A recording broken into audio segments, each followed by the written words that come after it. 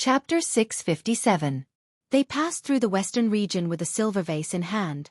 Zhao Kai walked the same path as the white-robed monk who traveled thousands of miles to the west. In Zhao Kai's party, in addition to the 200 valiant Yulin guards, there were also more than a dozen imperial bodyguards with yellow belts and golden sabers around their waists. Half of them were young men and half were old men. Any old man who was picked was an outstanding talent in the Wulin 10 or 20 years ago. In addition, there was also the female Dharma king of the esoteric sect, who was greatly valued by his majesty, and a concubine who had no children. After shaving off her 3,000 strands of worry, not only did her appearance and bearing not lessen, but it also made her face, which was hard to tell whether it was gentle or dignified, even more bewitching. She was indeed worthy of being the 6-pearl bodhisattva with the 6 signs. Zhao Kai had just passed through the world's most dangerous Jiang'a, which was known as the Yellow Crane Flying Sword. He rubbed his butt and looked back to ask the female bodhisattva beside him, "Did the Taoist master's mansion of Longhu Mountain's beard transformation scripture go from here to the western region?" It was also said that after the old lord left 3,000 words, he turned into Buddha and crossed the quicksand to the west. Why didn't I feel any celestial aura or Buddhist aura? The woman who once led the ghosts out of Xiongfan in front of the crown prince of Bailiang and the old god of swords Li Chungang did not ride a horse. She insisted on walking like an ascetic monk. She said flatly, "There is purple qi coming from the east and going to the west. It's just that you're in the mountains and don't know the mountains." Zhao Kai snorted and pointed at his own nose. "You're talking about me? You don't say. Before I met you in Xiongfan, there was a very celestial senior in the Reed Marsh who praised me for my luck, second only to the princess of a fallen country in West Chu. His insight is like a torch." She ignored the prince's complacency and fluttered forward in her plain cassock. Zhao Kai subconsciously looked to the north and licked his dry lips. His face was gloomy. According to his second master, Bailiang had been entrusted to Su Shao because he had no other choice. The Lianggan corridor was the throat of the northwest. Once the corridor was opened, the million cavalrymen of Bailiang could easily dive into the central plains from the Huangshui Valley like lions hunting rabbits. In fact, it was not easy for Bailiang to set up defenses. Most of the time there were no barriers along the border. For example, if it were not for the Bailiang cavalry stationed at the wasteland north of Tuma Pass, or if any of the military brigades were used to relieve the defense, perhaps it would have long been crushed by Baimang steel cavalry into a broken bamboo basket, leaking water everywhere. Moreover, the advantages and disadvantages of Northern Mang lay in the fact that Northern Mang's territory was so vast that it was almost as vast as the entire Central Plains. This formed a thick wall in the game of Go, which was something that Northern Liang could not compare to at all. Therefore, Northern Mang could afford to lose several big games, while Northern Liang could afford to lose once and lose the whole game. Zhao Kai muttered to himself, "If Su Shao doesn't become the local emperor, who can? Gu Jiantang? Maybe he won't even last 5 years." Zhao Kai curled his lips and rode close to a carriage. He lifted the curtain to take a look. It was the only remaining seal general, the golden-armored man. Zhao Kai laughed. "Great master is much more generous than second master." Zhao Kai put down the curtain, a haze that lingered in his heart. From mocking and slandering Buddha to destroying Buddha, second master, who had the potential to become the world's Buddha, had been indifferent and did nothing. In recent years, he had simply disappeared. His great master seemed to be in danger in the palace. He had no choice but to go west this time. After all, when the tree moved, the person would die. Zhao Kai, whose throat was almost smoking, swallowed hard. He thought of the peer who was destined to be his life and death enemy and said softly, "Do you dare to come and kill me?" He looked back at the sword gate, which should be the easiest place to set up an ambush. "Su Fengnian, it seems that you don't have a chance." Zhao Kai twisted his neck and sneered, "Bah, you don't even dare to go to the gambling table." Yu Chou personally sent a message to Huang Fu Shi. This powerful Commandant Gua Yi immediately went to Zhudao City and waited respectfully. He did not dare to alarm the local government and the garrison. He only brought a group of valiant retinues that Bailiang Palace had specially assigned to him. Huang Fu Shi sat alone in the carriage and thought of all kinds of countermeasures. Now, Huang Fu Shi's reputation had taken a sharp turn. As a top warrior of a top sect in Jianghu, he had risked his life to fight Bailiang Palace. Therefore, people in Jianghu had to give him a thumbs up and praise him as a real man. After he joined Bailiang Palace and became a lackey, People in Baelyong all scolded him as a good-for-nothing. For the sake of his promotion and wealth, he had sacrificed almost all the lives of his entire clan and smashed the golden signboard that he had painstakingly accumulated for several generations. However, the honor and disgrace of Jeonghu were one thing, but the military and political affairs of Baelyong were completely different. Everyone in Yuzhou was afraid of this jackal. Huang Fuxi's official position was not low. He was the real Commandant Guai, a first-class general with real power in Yuzhou. In addition, Huang Fuxi had diligently walked through the vast Yuzhou like an old farmer checking his crops. Although the fence-sitters in Yuzhou might not have good moral conduct, they were not necessarily all good-for-nothings who only knew how to flatter. Among the many commandants who joined Huang Fuxi, there were many young men who had made great military contributions. These guys had tied themselves together with Huang Fuxi and had already grown up. The several generals in Yuzhou who had the same official position as Commandant Guai finally realized that Huang Fuxi did not come to Yuzhou purely to fish for profits, but he was determined to compete with them for military power. In the officialdom, there was a carrot and a pit, and each pit was worth a fortune. When you crossed the line and wanted to take over a few more pits, it was more painful than the hatred of snatching a wife. Over the past half a year, several generals who were in cahoots with each other had teamed up to trip up Huang Fuxi. Commandant Guai also resolutely fought back. The two sides were fighting fiercely. If it were not for the war in Liangmang, they might have fought with real swords and spears. Chapter 658. Rumor had it that a general had said, "Even if you, Huang Fuxi, are the new favorite of the great general, can you not follow the rules and blindly snatch territory? Back then, I went through fire and water with the great general. Is the great general someone who likes the new and hates the old? If we really fall out, at worst, we will all be tied up and brought to the king's mansion. I don't believe the great general will favor a guy like you, whose family is as dirty as a toilet." There was a brocade box beside Huang Fuxi. Inside it was a rare folding fan carved by a famous master. Bamboo Blade City was famous for its bamboo carvings. It was popular in the city for officials to give each other books and fans. This fan cost Huang Fuxi 3,000 taels of silver. It was made by Huang Wenho of the Jinshe family. Within the bamboo fan, there were more than 10,000 words. The words were small and had the charm of a famous calligraphy. Huang Fuxi came from a powerful family in the martial arts world. When he was young, he was also an elegant young master who excelled in music, chess, calligraphy, and painting. His vision was naturally top-notch.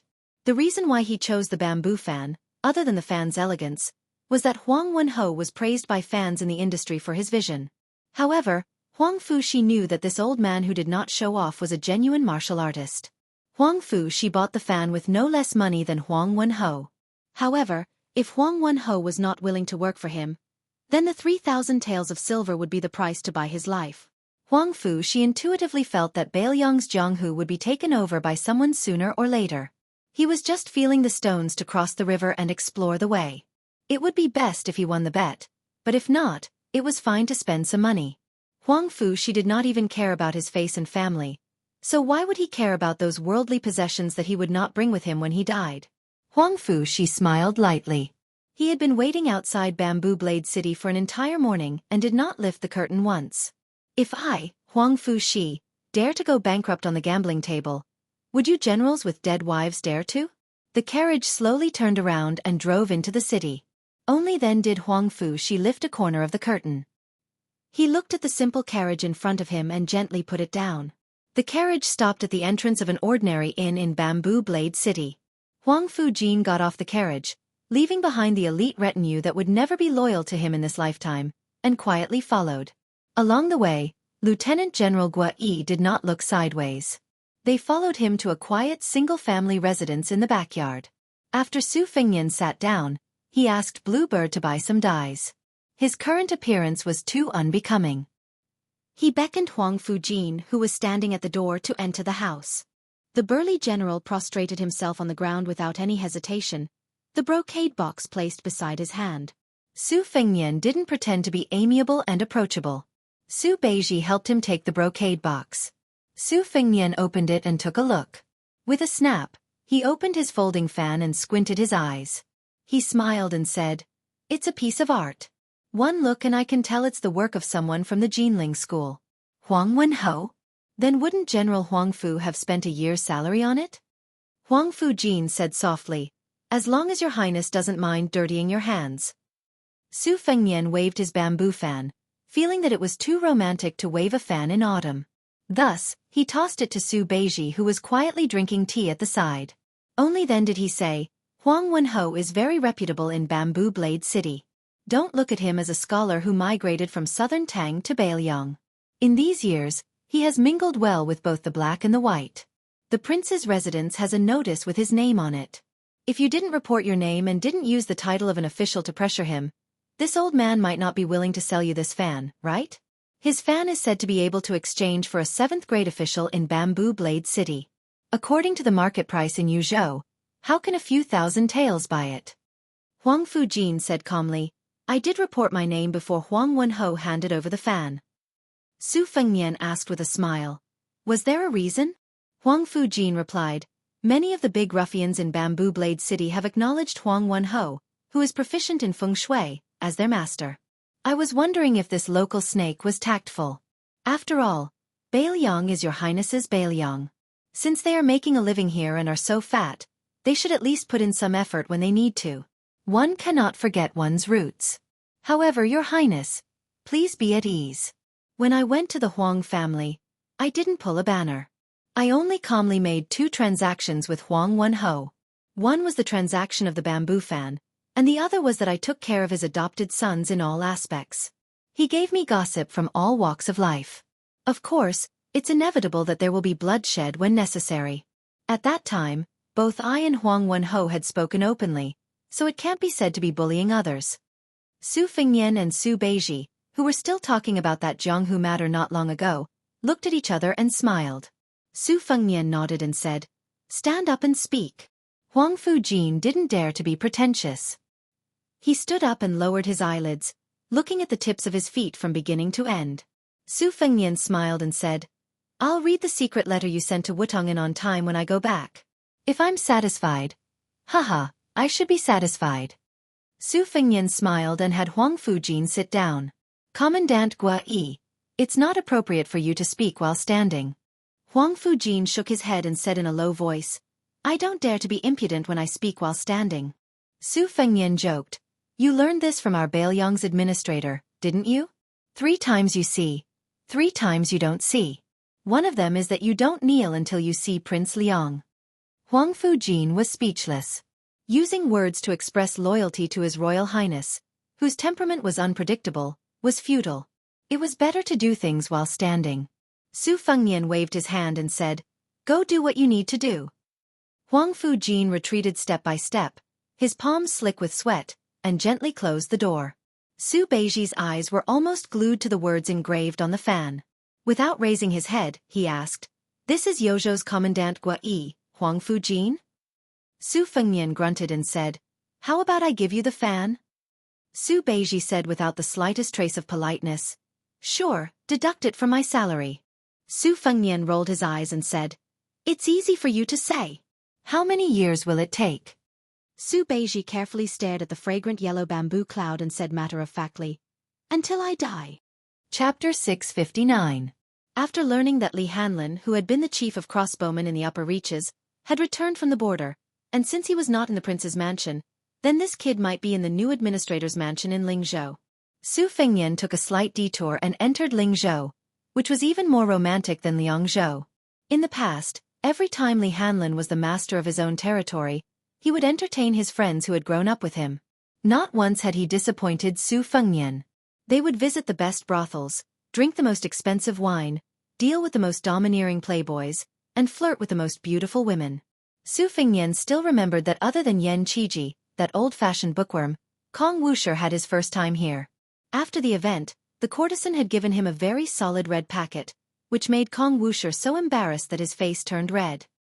He was so moved that he almost wanted to marry the courtesan, who only knew a little about the ways of the world, in a sedan chair.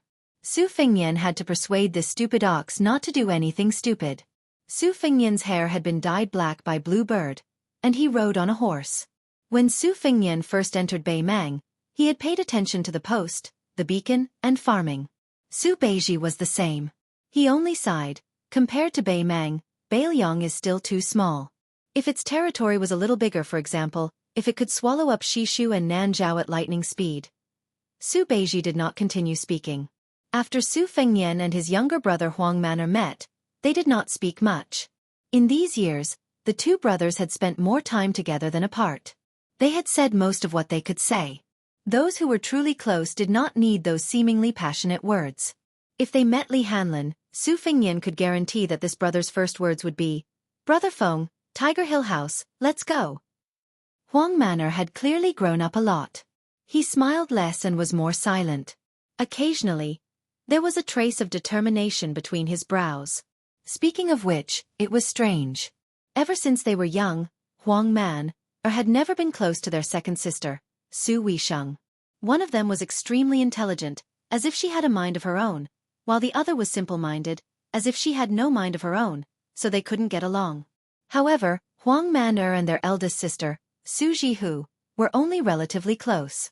Ever since they were young, Huang Man'er's heart had always been in sync with her older brother, Su Fengnian. This time, when Huang Man'er came down from Mount Longhu, he actually knew to go to Shangyin Academy to visit his second sister. He even gave his beloved tiger Kuei to Su Weisheng. This made Su Fengnian feel very surprised. Before reaching the capital of Lingzhou, he found out from the conversations of the people in the tea houses and restaurants that Li Hanlin, the great calamity Li, had a change of heart after being trampled by a warhorse. He had really earned great military merits at the border. This time, when he returned to his hometown, he did not even go to the brothel. He did not stay at home for more than a few days before leaving with his fellow soldiers. This made the frightened people of Lingzhou sigh that they did not understand the ways of the world. Of the 4 young masters of Bailiang, other than His Royal Highness, who was still frivolous, Yan Qi, who was originally somewhat talented, had gathered the relatives of the emperor. He had also benefited from Jean Lanting's resignation and became a noble Jean Lanting. Of course, this was only a small Huang family. The great Huang family had a small Huang family with enough qualifications to replace Jean Lanting. Kong Wuqi had entered the imperial army. Now, even Li Hanlin, who was endlessly spoiled by the administrator, had great accomplishments. The people of Lingzhou sighed with emotion and felt rather helpless. Could it be that in the future, they really had to let that useless crown prince become their king of Bailiang?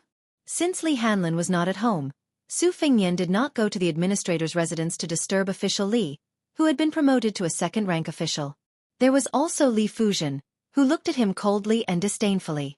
It was fine if they did not meet, but if they did meet, it would be even more boring. The Fish Dragon Gang was within Lingzhou and was not far away. However, Su Fengnian did not have the leisure to flaunt his status. There were clearly many travel-worn foreign monks in Bailiang. Most of them could only stay in the various small temples. There were also quite a few who begged with alms bowls. Su Fengnian and his group followed the spacious courier road that led to the capital of Bailiang. They walked slowly and hurriedly. Su Fengnian diverged from the courier road on the border of the 2 prefectures and stopped his horse at a famous stop horse temple. There was a rumor on the streets as to why the temple had such a strange name. Back when the Su family entered Bailiang, Su Shao and Princess Consort had stopped their horse at this temple to burn incense. It was not the 1st or 15th day of the month, and it was also noon, which was not a pleasant time. The sun was scorching hot, making it seem that there were more monks than pilgrims. The buildings of Stop Horse Temple were sharp and tall, reaching into the clouds. The eaves were scattered, and when the wind blew, one could hear the clanking of iron horses. Before entering the temple, Su Fengnian asked with a smile, "Do you believe in Buddhism?" Su Beiji shook his head and said, "The monks in the temple are mostly infatuated men and women who boast that they have seen through the world of mortals. They are far from seeing through. This is especially true for this kind of large temple where the incense is at its peak. There are very few truly virtuous senior monks. I don't believe in Buddhism, but I don't believe in Buddhism either. I remember the Middle Agama Sutra said that there was a venerable one who had not seen a woman for 80 years. I have also been to the Buddha cave outside Dunhuang and saw many pictures of Buddhas cutting their flesh to feed tigers and sacrificing their lives to feed eagles. To me, it is really an unattainable realm. I have also been to the Taoist temple outside the Heaven's Gate of Tao De Sect to read the scriptures, but I did not feel too emotional. My grandfather said that old monks talk about Buddhism with their mouths full of alcohol. Young prostitutes earn money to buy the yellow court, and children secretly apply rouge on their faces. This kind of freedom is precious. Among the three religions, Confucianism is relatively less restrictive, so I think it suits me more. Su Fengnian smiled and said, Then are you going in to burn incense? Su Beiji said calmly, It won't stop me from burning incense and praying to Buddha. After entering, Su Beiji distanced himself from Su Fengnian and the others. He held incense and prayed in all directions alone. When he lowered his head, the scholar's face was slightly sad. Chapter 660. Bodhisattvas fear the cause, while laymen fear the effect. Leaving the temple, Su Fengnian saw dozens of pilgrims gathered and whispered to each other. He didn't want to pay attention to them, but Bluebird tugged on his sleeve and he saw a familiar slender figure beside a roadside tea stall. Beside her stood a tall and slender figure. It was a scholar in a green robe, but he couldn't see his face clearly. It was said that the Taming Horse Temple's prayer for marriage was very effective. Most of the people who came here were young men and women who were not married. During the spring season, it was even more noisy and filled with incense. Su Fengnian only paused for a moment. He learned from the pilgrims that when the scholar was buying water, he handed a book to an old man. He said that the young man had a good physique and wanted to sell it to him for 3 taels of silver at a low price. Originally, this kind of local idle scoundrels were good at blackmailing people. They hired an old man and half swindled him for money. As long as they gave him a few copper coins, they would be able to get away with it. Those scoundrels didn't dare to make a big fuss and their appetites were small. It was estimated that the scholar was noble and had a proud and unyielding character. Not only did he say something that made the scoundrels embarrassed, but he also said something like reporting it to the authorities. He also threw the book on the ground, which angered a group of local bullies who were waiting to collect money. They all rushed forward and rolled up their sleeves, ready to beat him. At this time, in Su Fengnian's eyes, it was already the most exciting part of the show. When the scoundrels saw a beautiful girl beside the young scholar, their mouths were dirty. That scholar was indeed unyielding and unyielding. Everyone said that scholars were useless, but this handsome scholar took the initiative to attack. He directly punched a strong man on the nose. What followed was a disaster. He was punched and kicked by more than a dozen people. If the girl didn't lie on the ground to protect him, he would have to lie in bed for a few days before he could walk. Perhaps they were afraid of provoking the authorities, but after the scoundrels had a good time beating him, they scattered like birds and beasts. Su Fengnian had seen enough and dismissed it with a laugh. He said softly, "Let's go." Su Beiji frowned and said, "This group of idle scoundrels is so unscrupulous?" Su Fengnian held back his laughter and said, "How can idle scoundrels be good people? If you don't bully the weak and fear the strong, if you don't bully men and seize women, are you still a ruffian? But you really can't see it?" Su Beiji understood immediately and said self-deprecatingly, "Understood." After the scoundrels who were looking for money, they didn't take the opportunity to grope the girl. It's against all common sense. This was a trap set and scoundrels, together. After Su Fengnian mounted the horse he said, "I got tired of this trick when I was 13 or 14 years old." She remembered that at first, she was fooling around with a popular courtesan in Liangzhou. However, she saw through it at a glance. She just didn't say anything. Naturally, I'm not like this girl from a respectable family, crying her heart out and wishing she could give herself to him. Su Beiji shook his head helplessly. Su Fengnian said calmly, "But you can't not believe it. That girl is the daughter of Beilyong's administrator, Li Gongda. That scholar made a big profit this time.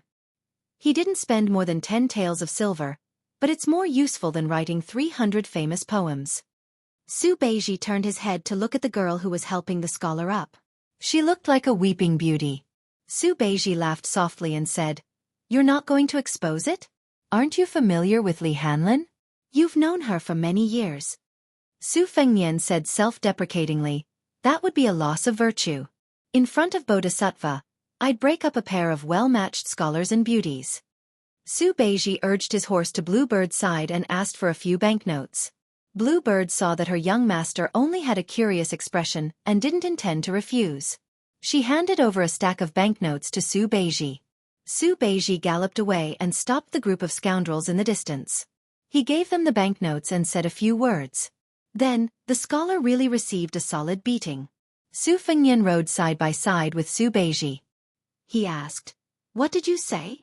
Su Beiji laughed and said, I said I'm Li Hanlin's helper. Li Degongzi has long disliked that kid, so he asked me to come forward and ask you heroes to help. Su Fengnian nodded and said, this explanation is really watertight. The scoundrels fought without any fear of repercussions.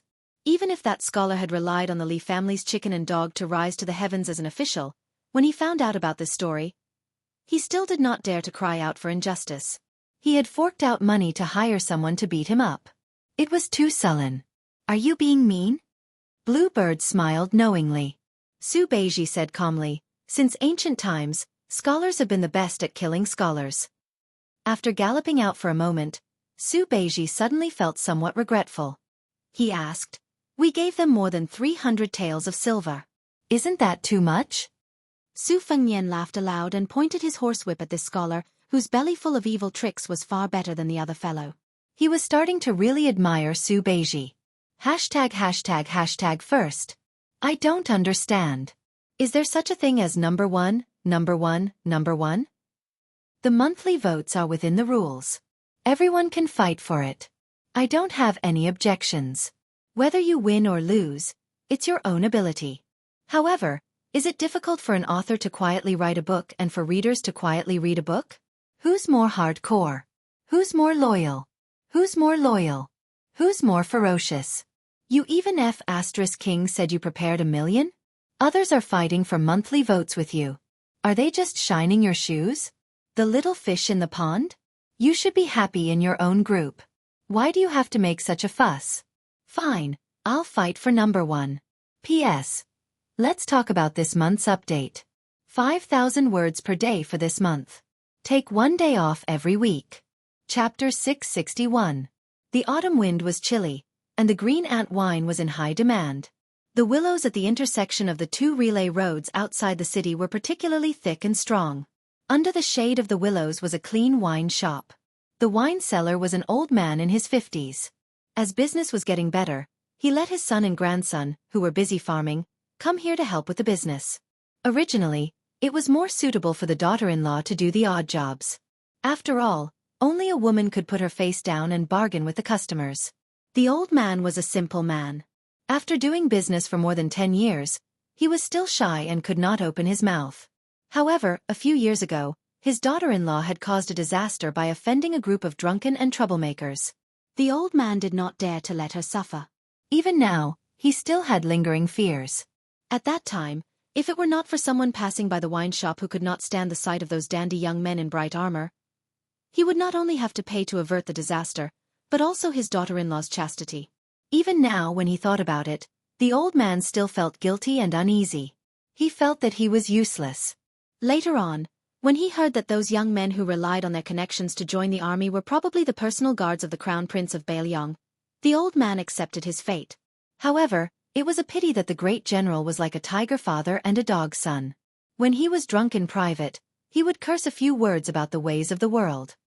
He thought that when the great general passed away one day, he must not let the Crown Prince be the king of Bailiang.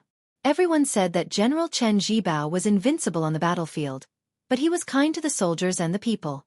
The old man and some of the old farmers in the neighborhood who were about the same age also thought that General Chen was good at fighting and would not be bad if he became the king of Bailiang in the future. Today, the old man was in a good mood and took out the homemade green ant wine that he could not bear to drink. Green ant wine was not expensive to begin with. High officials and dignitaries could afford to drink it, and the common people also did not lack the money to buy it. Only black market merchants who were blinded by greed would drink it. However, there were also good and bad green ant wine. Generally, it was sold in bulk by the caddy and by the bowl. Although the old man was kind, he was not willing to lose money and take out the mellow-aged wine. The main reason was that the old rich man who was sitting there drinking wine was his benefactor. That year, if it was not for this old man who stopped that group of lawless soldiers, his daughter-in-law would have been dragged to the barracks by those bastards. Today's jar of green ant is free of charge. In the old man's opinion, elder brother Su, who was drinking, couldn't be a rich gentleman. He was dark and skinny. He probably worked hard to earn money. However, he was dressed well. At least his clothes looked like silk and satin. It was comfortable to look at. After dealing with a table full of customers, the old man finally had some free time. He draped a wet towel over his shoulder and sat at the table next to him. He smiled and said, "Brother Sue, why don't you call nephew Yuan over for a drink? I haven't seen you guys for 2 years. What's wrong? Are you afraid that I'll go bankrupt from drinking?" A tall man with a dignified appearance stood at the edge of the shade. The old man remembered clearly that he was the one who had taught those little bastards a lesson. Later, he learned that he was old brother Sue's adopted son, surnamed Yuan. The old man had been selling wine here for many years. He had seen many children of rich families come and go, but none of them could compare to this young master Yuan. Old brother Sue had such a good character and appearance as his adopted son. Good people are rewarded. However, today was different from the few times they had met before. Old brother Sue had brought a pair of people with him. One was a young scholar, and the other was a well-behaved little girl. It was strange that young Master Yuan wasn't sitting at the table to drink. Could it be that the scholar was old brother Sue's biological son and granddaughter? They didn't look alike. However, the old man wasn't a gossipy woman. He didn't mention this. The rich man waved his hand and smiled. He doesn't like to drink and is arrogant. Even if I personally persuade him to drink, he will say that excessive drinking will make things worse. His reasoning is always better than mine. I can't win against him. Brother Huang, let's just let him be. Old Huang smiled and nodded. It's fine, it's fine. Not drinking is better than drinking. Unlike young Master Yuan, my son isn't cut out for great things. He always sneakily drinks a few mouthfuls when I'm not paying attention. I'm too lazy to scold him. We're already so old. We've thought things through. The old man with the surname Sue drank a mouthful of green ant wine. He took a deep breath and snorted. With a face full of joy, he said, "Brother, your words are very straightforward." The old man was happy.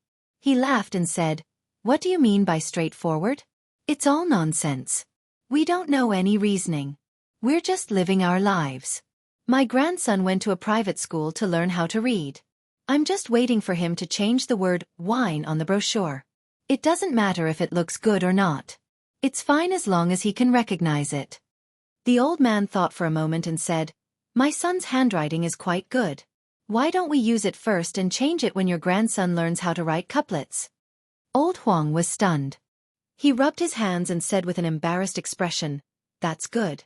But won't it be too troublesome for you?" The old man waved his hand and smiled comfortably. "It's fine. I'm here today to wait for my son to come home. When he finishes drinking, won't it be easy? It's just that I don't have a pen and ink." Old Huang slapped his thigh and said, "If you don't have it, then go get it. The village isn't far. It's 2 miles away. I'll get my grandson to go get it. That brat's legs are very nimble." There was a child who had been in the private school for less than 2 years who had been happily squatting nearby. He rested his chin on his hand and peeked at the little girl sitting at the table. He felt that she was really beautiful. When he heard his grandfather praising his legs in front of everyone, he felt very proud and smiled. Without his grandfather's instructions, he stood up and disappeared. Old Huang generously took the bowl of wine that Brother Sue handed over. He took a sip and asked with a smile, "Brother, is your son a scholar who wants to take the imperial examinations?" The old man shook his head and said, "He's not very educated. However, I've been forcing him to go out for the past few years. He travels very far and doesn't stay at home for many days. Sometimes, I regret it." The old man sighed and said, "Brother Sue, young people should go out and experience more. Otherwise, they won't be able to support a family. Brother, your family business is definitely not small. Unlike us who only have 1 mu of land our whole lives, young Master Sue will definitely have to suffer more. It's a good thing." The scholar who didn't drink much smiled and raised his head to look at the end of the post-house road. Old Huang only drank half a bowl of wine before he went to greet the other tables of customers. The tavern was a small business with a small profit margin. It was rare to have a repeat customer, so all of them were unfamiliar faces. The table of scholars didn't have loud voices, but it sounded like they were talking about the world. Old Huang couldn't understand them anyway. The table of people who had been in the Jianghu were mostly dressed in simple clothes. Among them, there was one who was dressed in brocade clothes and had a loud voice. He spoke with a foreign accent, but he was relatively generous. Other than 2 jars of green ant wine, he also ordered a few caddies of cooked beef. The The tables of people didn't interfere with each other's business. The scholar talked loudly and arrogantly. Chapter 662. On the other hand, the group of Jianghu people took a few more glances at young Master Yuan, who was standing like a spear by the side of the post house. There was some fear in their eyes. They knew their own weight. They had come to Beiliang to make a living. They wanted to open an escort agency near Liangzhou, or join a slightly larger gang. They had traveled a long way. They had left their hometown in Liaodong because they had been bitten black and blue by a mad dog who also had the surname Yuan. Their original gang had been strangled by that brat, so they definitely had some tricks up their sleeves. They were definitely not those so-called invincible fighters who fought all the way from the village head to the village head, from the east to the village head, and from the east to the village head. They were also not boxing masters who dared to call themselves grandmasters. The reason they had chosen Beiliang as a place to stay was because they knew that the king of Beiliang had brought prosperity to Liaodong. Although Beiliang had suppressed Jianghu quite a bit, at least there was some incense burning there. Furthermore, they were just a few small fish and a few small shrimps. They had not done anything against the country's laws, so it should not be difficult for them to make a living. However, since they were unfamiliar with the place, they had to be careful. They were more cautious, afraid that they would encounter an unreasonable territorial snake. They had heard about young Master Yuan from the conversation between the old man in the wine shop and the rich man. The reason they spoke loudly and deliberately talked about the heroic deeds of wandering Jianghu was because they wanted to see if they could gain the favor of the crippled rich man. It would be best if they could get a guard instructor who could guarantee a steady income. Otherwise, they were embarrassingly short of money and did not have much traveling expenses. They would not put on a facade and ask for a few more caddies of beef. A single copper coin could not kill a hero. How could they dare to rob in the territory under that butcher's jurisdiction? A scholar put down his wine bowl and clicked his tongue. The Longxiang army penetrated deep into the enemy's territory alone and showed the might of the Beiliang army. The great snow dragon cavalry even killed all the way to the northern barbarians' Nanjing prefecture. This is all true, but what does His Royal Highness have to do with this? I've heard that the Crown Prince is very confident. So it turns out that you've been strategizing in a brothel in Liangzhou from thousands of miles away. Impressive, impressive. Another scholar from the same school who had studied the books of the sages shook his head and laughed. It's the same thing. They're both fighting on horseback. His Royal Highness is fighting on horseback when he's on a girl in a brothel. Isn't he fighting on horseback? Yuan Liang, you are underestimating our hereditary His Royal Highness. A scholar with a jade pendant hanging on his waist sneered. I'm waiting for this prince to ride the Empress of Beimang. That's true ability. When the time comes, I'll be the first to tame him. The scholar who started this said in a strange tone, Is the age difference a little too big? Scholar Xuanyu asked, Isn't His Royal Highness famous for being unrestrained? The table of scholars who were worried about the country and the people burst into laughter. Young Master Yuan, who was standing quietly in the distance, narrowed his eyes. Instantly, a strong murderous aura exploded from his body. Among the three old and young people at the next table, the little girl who knew how to be grateful looked indignant. There were tears in her eyes. The old tycoon drank a mouthful of wine and smiled. Chen Shiliang, the scholar from Jiangnan, also smiled gently. The scholar at the other table, who was wearing the most luxurious clothing, put down his wine bowl heavily. He didn't point at anyone and laughed. I've heard that the Crown Prince of Beiliang went to Martial Emperor City and even went to the top of the city wall. Later on, he followed the old god of swords and killed his way to the king of Guangling by the Guangling River. I admit that I can't do it even if I have 100 guts. If it were someone else, let alone doing it, they would be so scared that they peed in their pants. Don't talk to me about having an expert protecting you. At this level of grudge, it doesn't matter if you're the Crown Prince or not. I don't believe that a Crown Prince who only knows how to bully women can make a sword immortal like Li Chungang escort him for thousands of miles. Can he make the second in the world Martial Emperor City? Let him go to the top of the city wall and walk out of the city? His friend tugged at his sleeve and shook his head slightly, indicating to his brother not to let his emotions affect his decisions. Scholar Pendant Jade had a calm expression and said slowly, Is a boorish man worthy to talk about the world's affairs? A toad opens its mouth to the sky and swallows the sun and the moon? You sure talk big. When arguing with someone, how could the people of Jianghu win against a scholar? That person of Jianghu in embroidered clothes was probably an impatient boorish man. When he heard such sarcastic remarks, He grabbed a knife on the table and immediately held down the people at the same table. Chen Shiliang finally opened his mouth and smiled. A toad swallowing the sky and the moon is called ambition. Even if it's unpleasant to hear, it's just having high standards. But a frog at the bottom of the well looking at the sky is petty. A scholar shot a glance at this shabby scholar in white clothes and sneered. Who do you think you are? Chen Shiliang said calmly, let's not talk about me first. Even if you read a few sage books, you're not even a thing. If I were your father, I wouldn't have ridden your mother. What's the use of giving birth to you? The little girl covered her mouth and laughed. She secretly gave Brother Chen a thumbs up. Chen Shiliang touched the little girl's head and ignored the scholars who were so angry that their chests almost exploded. The rich man glanced at the people of Jianghu and greeted old Huang with a smile. Come, give these warriors 2 jars of green ant wine and 5 caddies of beef. Put it on my tab. All right, Brother Huang, this money can't be less. The people at the table were not pretentious and cupped their fists to thank him. Dust flew on the road to the inn. The old man stood up and put his hands into his sleeves. He gently looked at his son who went all the way to the north and cut off Su Huainan's head and the 5th raccoon's head. Su Fengnian turned over and got off the horse. White Bear Yuan Zuozong smiled and walked forward to take the reins of the horse. Su Fengnian smiled and thanked him. He said, I'll drink a bowl of wine with second brother Yuan later. Yuan Zuozong nodded. The old man rubbed the head of his second son, Huang Man'er, and then walked to the table with his eldest son. He said softly, You've become darker. Su Fengnian nodded. After the father and son sat down, the little girl sensibly moved to Chen Shiliang's bench. She greeted the brother who had once picked up the wishing money for her and gave her a big watermelon. She shyly called young Master Su. The latter reached out and pinched her nose. He smiled and said, Now you're much fairer than me. In the future, there will be a lot of handsome young masters lining up to admire you. At the table, the old man sat alone on a bench. Chen Shiliang and the little girl sat on another. Su Fengnian and Su Longxiang sat together. Su Beiji sat on the last bench.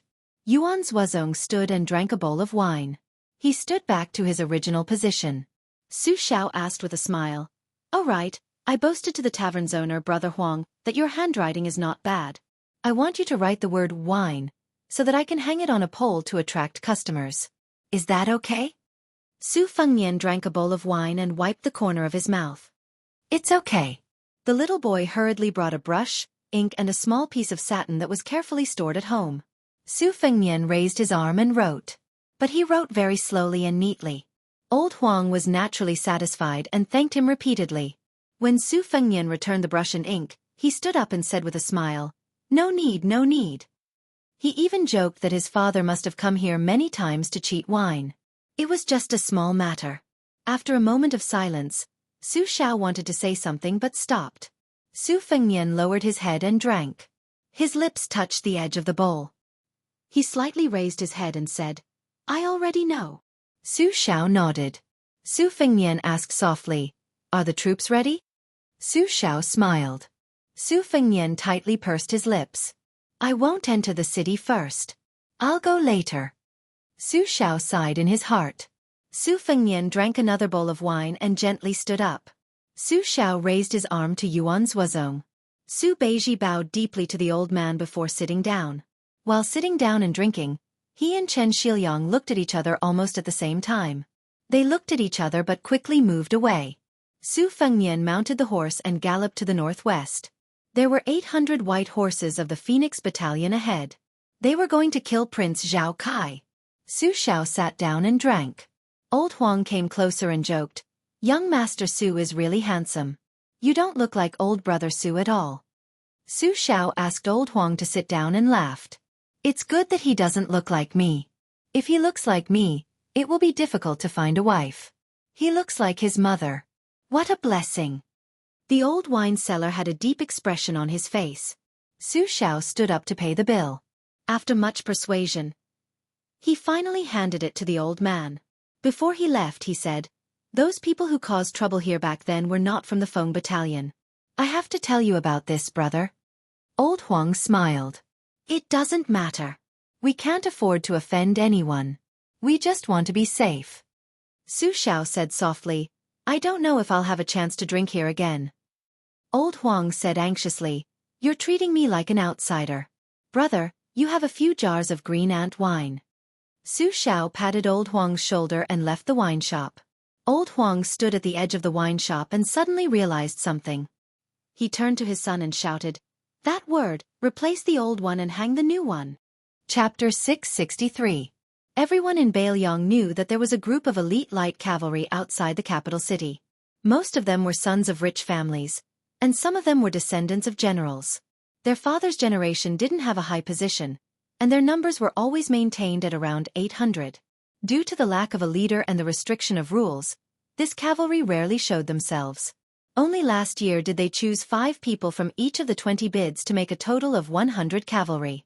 Then, they carried back the bodies of more than a dozen of their comrades who died in battle and brought back many boxes of martial arts manuals from a place called Mount Huey's Bulgang. The outside world didn't pay much attention to them. His Highness had done a lot of ridiculous things over the years, wasn't it? What could a mere 800 cavalry do? Wang Chong had once asked Lieutenant Yuan Meng this question in private. Yuan Meng told him that when Chu Lushan's General Chu led his troops to Shu, he only had 2,000 to 3,000 men. Even so, he was still able to crush western Shu, which was surrounded by natural barriers.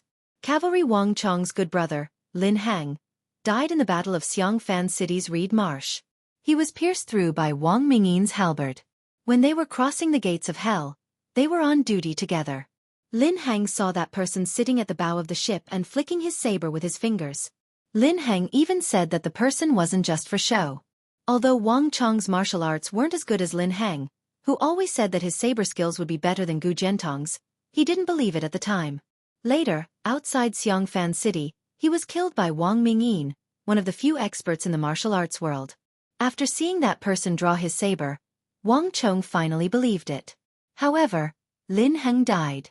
But Wang Chong didn't hate that person. Because that day, when they faced off against King of Jing'an's 1,000 cavalry, that person took the lead and lightly stabbed a fierce general of the Qingzhou army to death. After that person gave the order to withdraw his saber, he didn't say anything to calm the soldiers down. He just personally bandaged Wang Chong's wound. Wang Chong wasn't a rash person. The reason why he entered the Phoenix Battalion was because his father, who had been a lieutenant in Chengdu, said that there would be a day when he could earn merits with a clear conscience. Wang Chong naturally didn't feel that he was going to throw his life away. "Is my life not a life? Why should he work for you?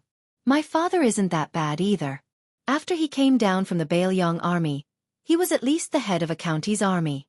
But after that trip to the pugilistic world, not to mention Wang Chong, even a ruffian like Wang Donglin had changed after returning to Bailiang. If anyone in the Phoenix Battalion said anything bad about that person, Wang Donglin didn't waste his breath. He went to the training ground and had a horse battle. He won 3 battles in a row. In the 4th battle, he used a wooden spear to poke someone off his horse. He made that person sit high on the horse and pointed the tip of the spear at his chest. Before Wang Donglin could open his mouth, the other lieutenant, Hong Shuwen, who had traveled the pugilistic world with him, flipped over and got on his horse. He then poked that person off his horse and asked him if he was convinced. Hong Shuwen was one of the most ruthless people in the Phoenix Battalion. He was outstanding in both horse and infantry battles. Even Field Officer Yuan said that this kid was a dog that didn't bark. When he bit someone, he didn't know how to hold back. Very quickly, no one in the Phoenix Battalion dared to speak ill of this young man who had never stepped into the military camp. It wasn't that they didn't want to say anything, but they didn't dare to. Damn it, Hong Shuwen had fought with a few people in private. Field Officer Yuan always said that he would punish him, but after the fight, he didn't say anything. There were even people who saw Field Officer Yuan giving special treatment to Hong Shuwen, teaching him a few spear techniques. Everyone finally understood that Field Officer Yuan had also switched sides with that fellow. Moreover, after that incident, the famous Great Halberd Ning Amei of the Bailiang army would occasionally visit the Phoenix Battalion's encampment to look for Wang Chong and Wang Donglin's cavalry. During this time, he even took in 2 anonymous disciples. Although they didn't officially acknowledge each other as disciples, it was close enough. He taught them how to throw the short halberd. When he was free, he even took out money to treat these nameless soldiers who didn't have any military achievements to drink. This made others very envious. After all, Ning Amei wasn't an ordinary character. He was one of the 4 fangs of Bailiang. He was on the same level as Jian Xiongzhu, a first-rate general who commanded 6,000 Iron Stupa cavalry. Although the hearts of the 800 people in the Phoenix Battalion were currently scattered, everyone was worthy of the Bailiang saber at their waist.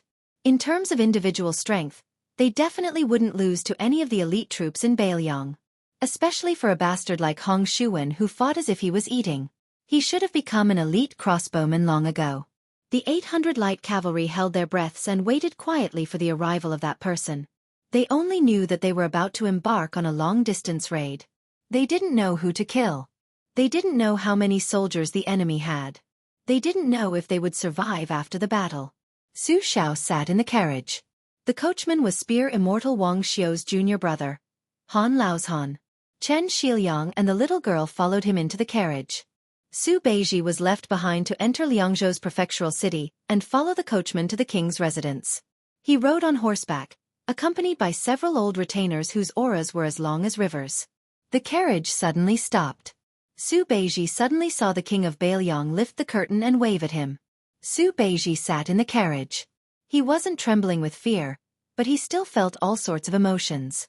The hunchbacked old man in front of him and Huang Sonjia had destroyed the principles of the spring and autumn annals. They were even said to have broken the backs of millions of Confucian scholars. Su Beiji really couldn't imagine that the butcher was an old man who talked and laughed with peddlers. Su Xiao leaned against the wall of the carriage with his hands in his sleeves. He said to the grandson of his old friend, "Don't hold a grudge about Su Huainan's death. Of course, if you really want to hold a grudge, you should hold a grudge against me." Su Beiji knelt on the ground and lowered his head.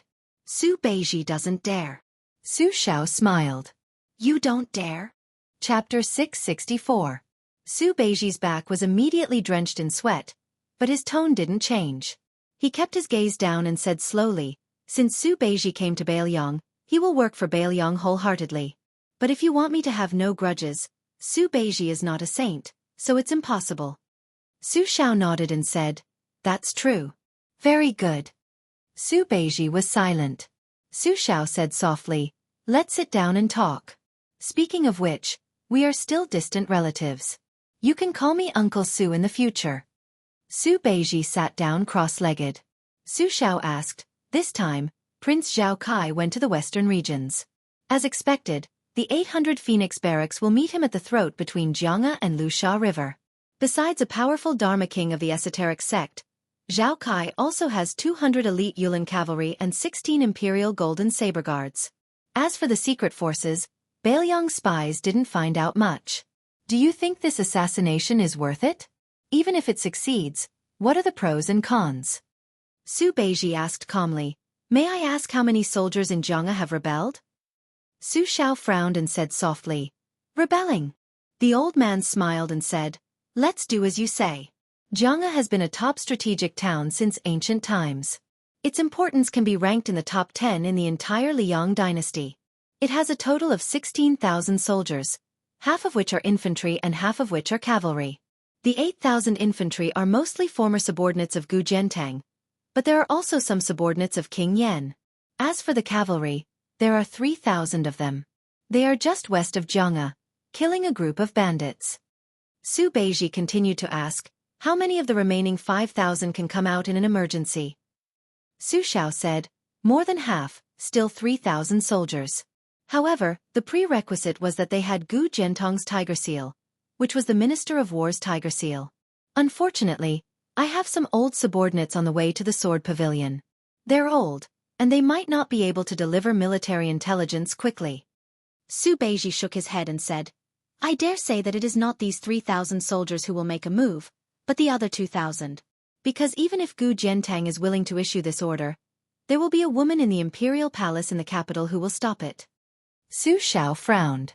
"Oh, who would have the courage to do that?" Su Beiji said indifferently, "The son of the Zhao family, to be more precise, is Han Diaoxi, who wholeheartedly wants to help Zhao Kai become the emperor." It was very likely that this eunuch, who seemed to be losing his power in the inner palace, would personally come to the capital. Moreover, Han Diaoxi's actions would mean that he is truly going downhill from the imperial palace. After all, it is a taboo for the imperial family for a eunuch to participate in the struggle for the throne. Moreover, the current emperor is not a muddle-headed emperor. No matter how great the friendship he has with a personal eunuch before he sits on the throne, he can't afford to squander it like this. Even if the son of the Zhao family really wants to let Zhao Kai succeed the throne, Han Diaoxi will have to give up his position. Su Xiao nodded. That makes sense. Chen Liangxi, who had been holding the little girl, looked down at her and smiled knowingly. She didn't know why Brother Chen was smiling, but she smiled at him out of habit. Su Beiji sighed from the bottom of his heart. Even if the heir is determined to kill off Zhao Kai and the 200 imperial guards, I'm afraid it will be a battle of backups, like the mantis stalking the cicada. Su Xiao suddenly laughed loudly and pointed at Chen Shiliang. Then he said to Su Beiji, "You too, great minds think alike, but there are still some small differences." Su Beiji didn't look at Chen Shiliang. Chen Shiliang also didn't raise his head to look at Su Beiji. One was the grandson of the king of the northern courtyard, Su Huainan, who had high hopes for him. The other was a poor scholar who didn't even have the qualifications to be seated at the Baogua Temple's winding water-flowing goblet. Just like a woman from a wealthy family, even if she has the appearance of an ordinary person, she has the bearing of a great family. She needs to be carefully sculpted and removed from her arrogance. Only then can she slowly see her heavenly fragrance and national beauty, and gradually enter the best state. Just like a beauty from a poor family, although extremely beautiful and moving, in the end, she lacks the natural bearing of wealth. She needs to be given an aura from the big picture and open up the layout. Only then can she be as round as she wishes, charming but not demonic. On the top floor of the Tide Listening Pavilion was a writing table. There was a piece of fine paper on which a scholar had written a few comments from Su Beiji and Chen Shiliang before his death. Su Xiao said softly, "You two are much luckier to meet Feng Yan than those scholars who met me." Su Xiao laughed softly. "In the future, I'll have to trouble you two in Beiliang. It's already difficult to establish a business and preserve one's achievements. If you really want to rely on those who preserve their achievements to fight for a new country, it'll be even more difficult." The two of them were both stunned and frightened. A rare hint of loneliness appeared in Su Zhao's eyes. "After entering the city, you two should first go to Feng Yan's grave to toast someone. He valued the two of you greatly when he was alive. Don't disappoint him. This person is called Li Yishan." A group of cavalrymen arrived with a rumble on a remote path that didn't belong to the post house. Yuan Meng suddenly opened his eyes wide, his gaze instantly burning. This general who had been mocked by his colleagues all year round was even trembling as he held his spear. The leader of the cavalrymen was an extremely distinguished young master. However, on his handsome face, which should have been frivolous, there was a solemn and heroic air that even the 800 white horses would find unfamiliar. There was a short knife at his waist on his left hand and a long sword on his right. The second cavalryman was the black-clothed and barefoot butcher's second son. Huan Beimang and Li Yong didn't know about the Longxiang army. Who didn't know about the enemy of 10,000, Su Longxiang. The third cavalryman was the white bear Yuan Zuozong, who was known as one of the top 3 in the Li Yong dynasty's army. This unparalleled valiant general known throughout the world during the battle at the tomb of a concubine of West Chu only carried a Beiliang knife, which was enough. The fourth cavalryman was a woman in green with a long spear in her hand. The fifth cavalryman was a woman whose arms were hidden in the big sleeves of a red robe and a red scarf on her head. Her face couldn't be seen clearly, but her demonic aura was eerie. Her aura didn't lose to Yuan Zuozong at all. The 5 cavalrymen passed by the Phoenix Battalion in succession. Yuan Meng was the first to turn his horse around. The rest of the cavalrymen were silent and followed closely behind. Chapter 665. In the cold and cheerless imperial palace, after the autumn rain, the autumn wind brushed the autumn leaves. The newest imperial concubine, Yan Donggu, sat under a parasol tree and told her mother-in-law some interesting anecdotes from the streets. Nothing was taboo. The relationship between mother-in-law and daughter-in-law was harmonious, far beyond what people outside the palace could imagine. This talented woman of northern Liang, who was only slightly overshadowed by Su Weisheng, smiled as she spoke of the matter of writing a poem on a red leaf. That gentle, courteous and thrifty, scholarly prince immediately picked up a piece of wutong leaf that had just drifted down and didn't have time to sweep it away. He stood up with a serious expression and bowed with his hands clasped in front of his chest. "Wife, please write a poem for me." Empress Zhao Ji, who was sitting to the side, was wearing a phoenix coronet. Although her appearance was average, she was extremely dignified and elegant. She was deeply respected by the emperor. For so many years, they had treated each other with respect. In addition to working diligently, the emperor of the Zhao family would occasionally personally draw her eyebrows when he was in the mood. As for Zhao Zi's method of managing the harem with both strength and gentleness, it really made all the favored concubines' hair stand on end. Not long ago, there was a concubine who was banished to the cold palace. She washed her face with tears every day in the Chongchun Palace and secretly spent 300 taels of gold to buy an extremely sentimental poem. In the end, it was the empress who personally delivered it to the emperor. Zhao Zi looked at the small squabbles between the princes and imperial concubines, and the corners of her mouth turned up slightly. She glared at her son, who was seen as the one with the least ancestral spirit among all the princes. She was imposing without being angry, but her tone slightly revealed the secret of heaven. You are not proper. You are much less talented than your own wife. You also do not know how to improve. The prince, who was famous in the capital for his elegance, said helplessly, a woman's virtue is to have no talent. Mother, you should teach Dongwu a lesson. She is full of talent. She is more than qualified to be the chancellor of the Imperial College or the Dahuang sect. Yan Dongwu copied Zhao Zi and glared at her husband, who spoke without thinking, and pinched him under the table. Zhao Zi reached out and slapped her son's forehead. Are you scolding me indirectly? Or are you scolding me and Dong Yuwu together? When the prince smiled, his handsome face would be filled with a heartwarming warmth. It was very warm and intoxicating. Such an elegant man, born in a royal family, could make the noble ladies in the capital go crazy for him. Back then, he married the Bailiang girl, Yan Dongwu, who happened to be the daughter of a Bailiang civil official. It really made the entire capital feel incredulous. However, reality proved that the two of them were a perfect match. Yan Dongwu had appeared at the palace banquet several times, and no one could find any fault with him. This made many old foxes who had lived in the capital for a long time feel gratified. The prince held Yan Dongwu's cold hands and faced Empress Zhao Zi. He smiled and said, I have scolded both of you. Both of you are very talented. You are also a good-for-nothing who brought shame to my mother. You are the two women I love the most in the world. I love my mother more when I am with my mother. When I am at home, I love my wife more. Zhao Zi joked, if Fengya heard this, let's see how you deal with it. The prince sighed sadly. This stupid girl. I have been worried for nothing for 20 years. These years, she has come to find you more often than I have. Zhao Zi said calmly, when she gets married and suffers some hardship, she will know who really cares for her. The prince shook his head and said, I can't bear for her to suffer. It hurts so much. Zhao Zi smiled again. Your wife is still here. You don't need to think before you speak. How can you love your sister for a lifetime? Besides, it is useless to rely on your love. Yan Dongwu said softly, Princess Sui Zhu's personality is really good. Zhao Zi nodded. The prince reached out and held a yellow leaf. He sighed. It is so cold in autumn. Thunder rumbled in the gloomy sky without warning. The prince frowned and said, It sounds like winter thunder. Zhao Zi, who liked the clean scene in her field of vision, gently brushed away a leaf that had just left the branch on the table. She raised her head and squinted at the west.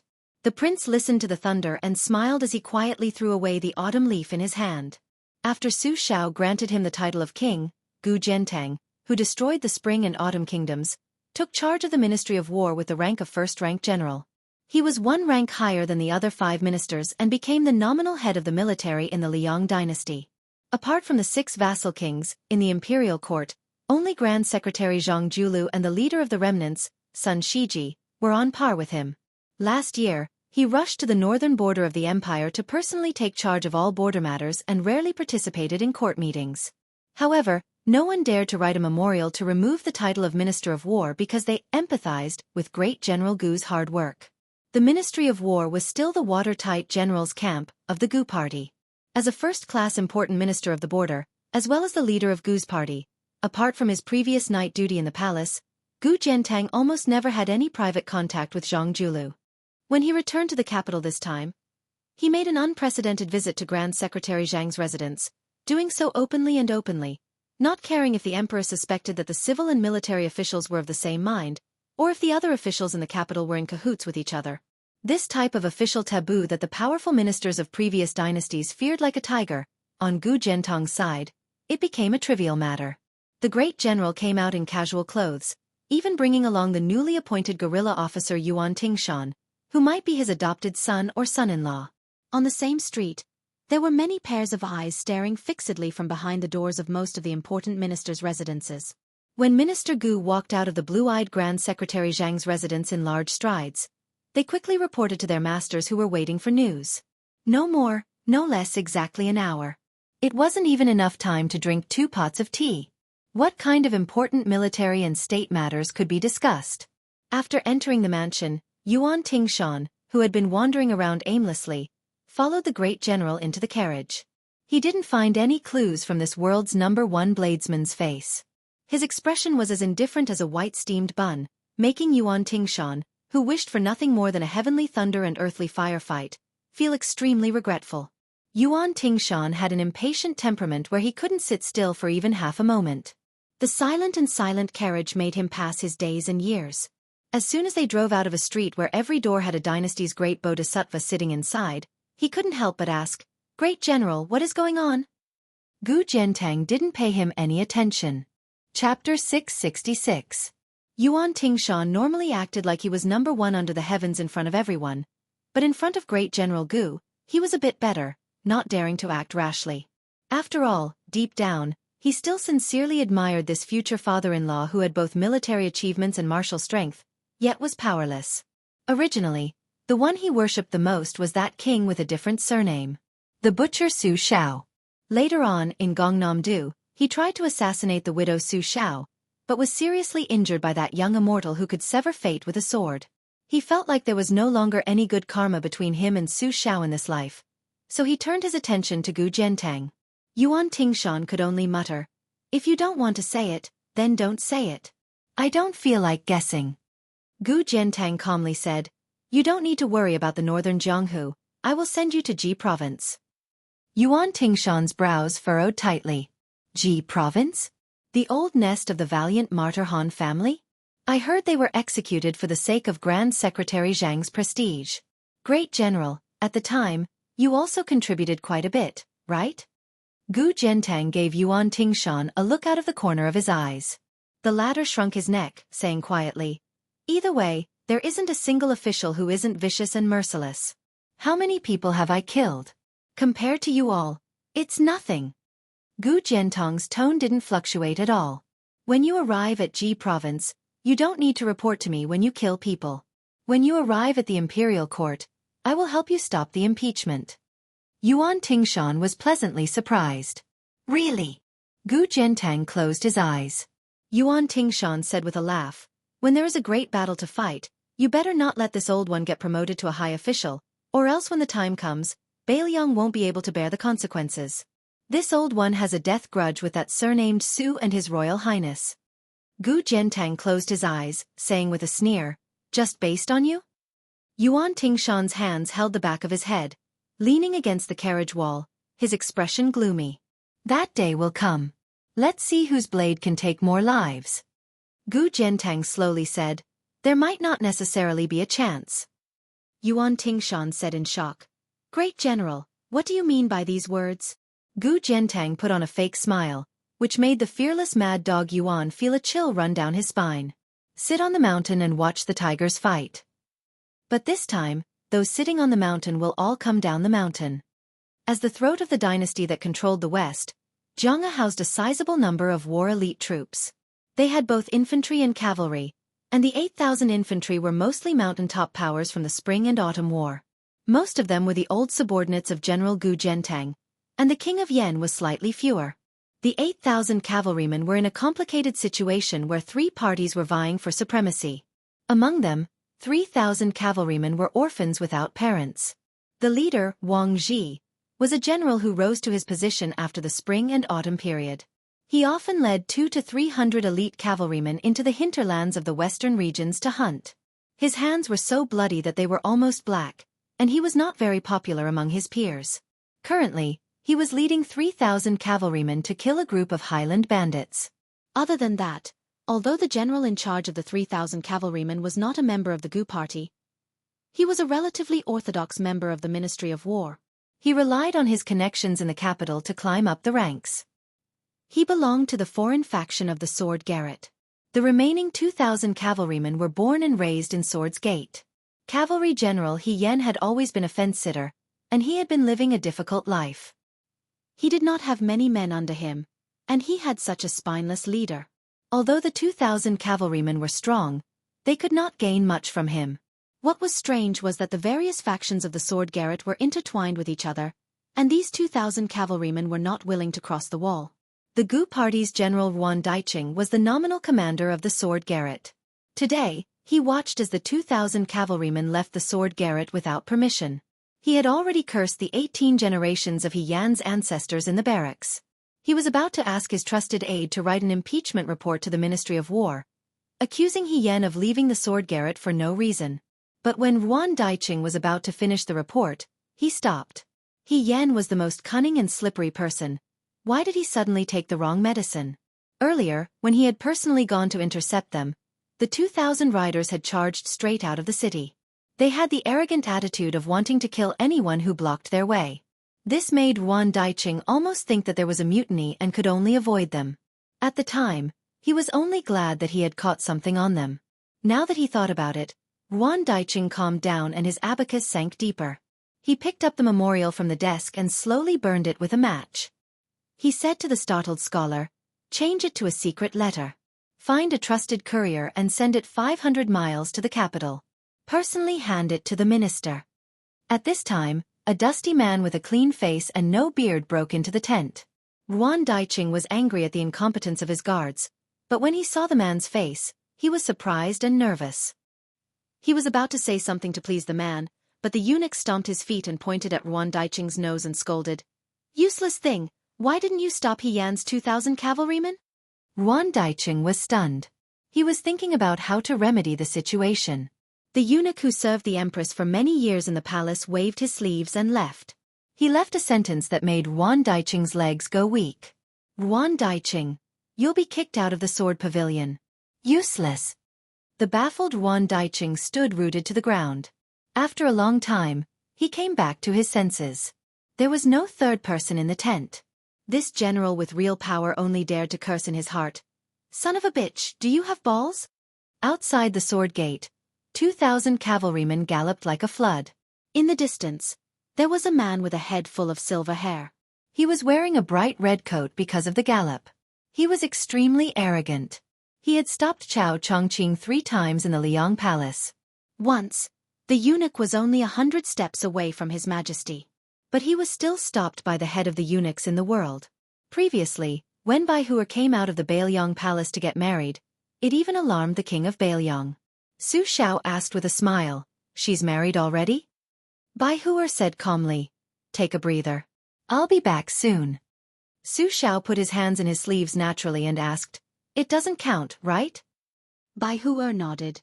"Of course."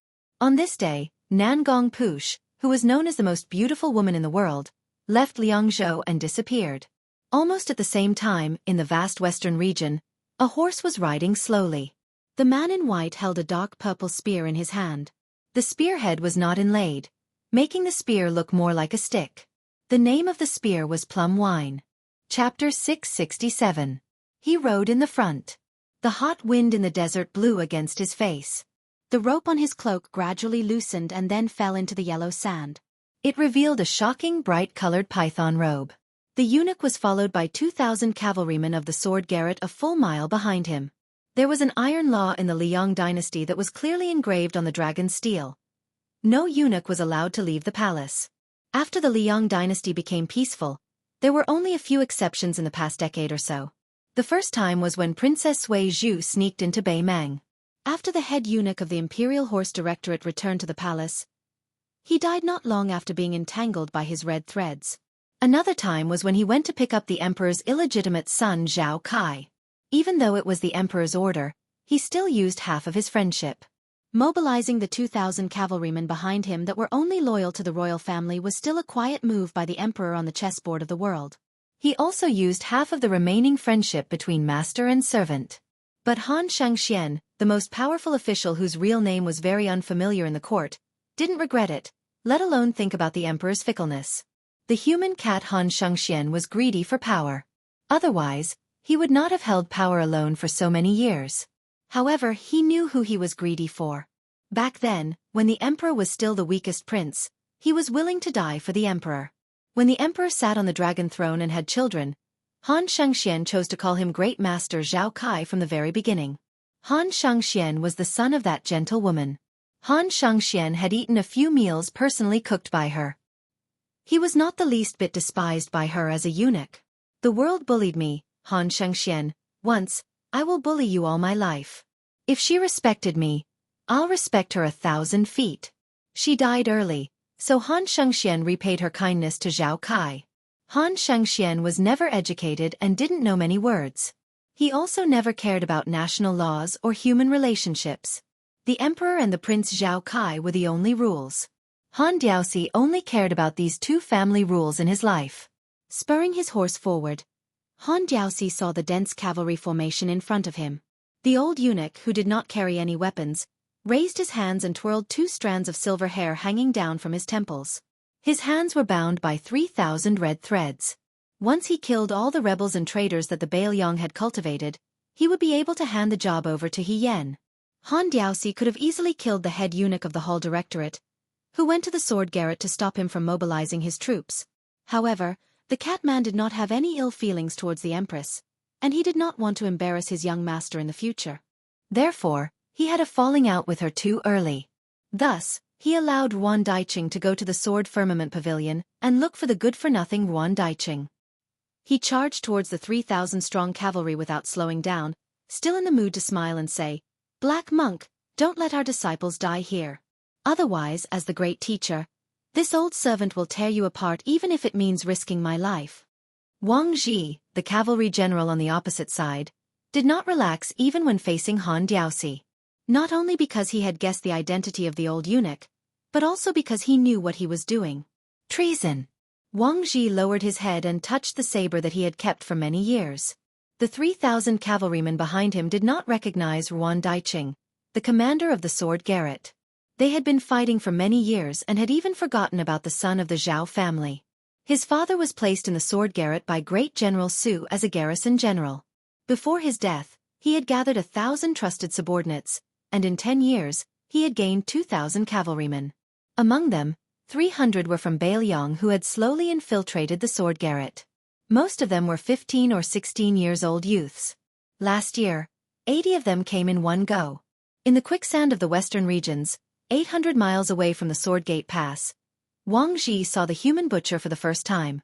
Wang Zhi knew that it would not be long before he could use his father's treasured saber, the Bailiang saber. Wang Zhi tilted his head and spat on the ground, silently pulling out the Bailiang saber. 1,000 cavalrymen retreated abnormally, while 2,000 began to charge. This was an interception that risked countless lives to stop a finger-profound level expert. Wang Zhi still wanted to become a famous governor of the border, a great general who could intimidate the Great Desert. If he really died here, he would definitely regret it. But since he was reincarnated and had the same surname as his father who used to be a Bailiang soldier, he had no regrets. The plum wine was in his hand. The man who did not drink took the water pouch from his waist and drank a mouthful. Some people said that he was the best general who could turn something rotten into something magical since the emergence of large-scale cavalry battles. He was invincible in cavalry battles with more than 100,000 soldiers. Even the current emperor praised him as the white-clothed warrior immortal, who could not be compared to all the other officials in the court. In the army of the Liang dynasty, who was the best in martial arts? Originally, most people said that General Gu Zhentang was better. Since he fought 2 battles with Beimang Hongjingyan and the ancestor Bronze Man, he had become the new immortal of spears, vaguely surpassing Gu Zhentang who had extraordinary saber skills. Chen Zhibao stopped his horse and turned around. A small group of cavalrymen followed behind. The horses under them were exhausted after a long chase. They saw the leading woman with a sword on her back, covered in dried blood. Chen Zhibao's bitter smile flashed across his face. Chapter 668. He turned his horse around and lightly tossed the water skin to her. Unfortunately, she didn't catch it. The two of them were 50 paces apart. Chen Zhibao laughed. "You guys don't even consider physical strength. Even 2,000 riders may not be able to stop me." The woman who hadn't slept for 2 days said coldly, The 600 iron Buddhas that Dian Xiongzong deployed and the 800 crossbowmen sent by Wei Fuqing are all dead. They're really promising. They're all wearing Beimang armor. Chen Zhibao said lightly. What's the point of killing them? They didn't rebel. They just happened to appear in the western regions. Su Weisheng calmed his breathing. Chen Zhibao wasn't in a hurry to make a move. He still reined in his horse and stopped. The end of his spear pointed at the yellow sand under the horse's hooves. I didn't expect you to come. Otherwise, I wouldn't have done this. Su Weisheng said sarcastically.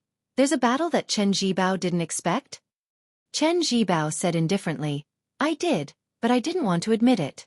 I don't know why, but every time I think of a situation that I don't want to happen, it always happens. There's no exception this time. Su Weisheng asked directly. Are you really going to rebel against Beiliang? Chen Zhibao tilted his head slightly and asked back. Who said so? Su Weisheng didn't want to talk anymore. He gently breathed in and out, the ancient sword on his back trembling. Chen Zhibao still didn't show any signs of lifting his spear. When I was young, I didn't want my father to die for my adoptive father. In the end, he took 62 Chen family members to bring up the rear without saying anything. He still went. The second time, I didn't want His Royal Highness to refuse to enter the capital to be the prince consort. He didn't go. Last time, I didn't want him to return from Beimang to Beiliang alive. He survived.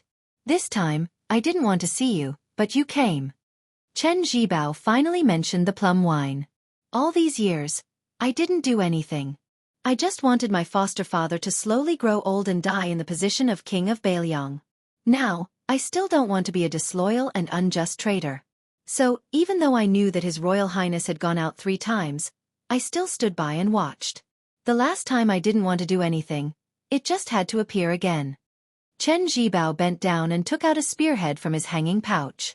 He inserted it into the already incomplete plum wine.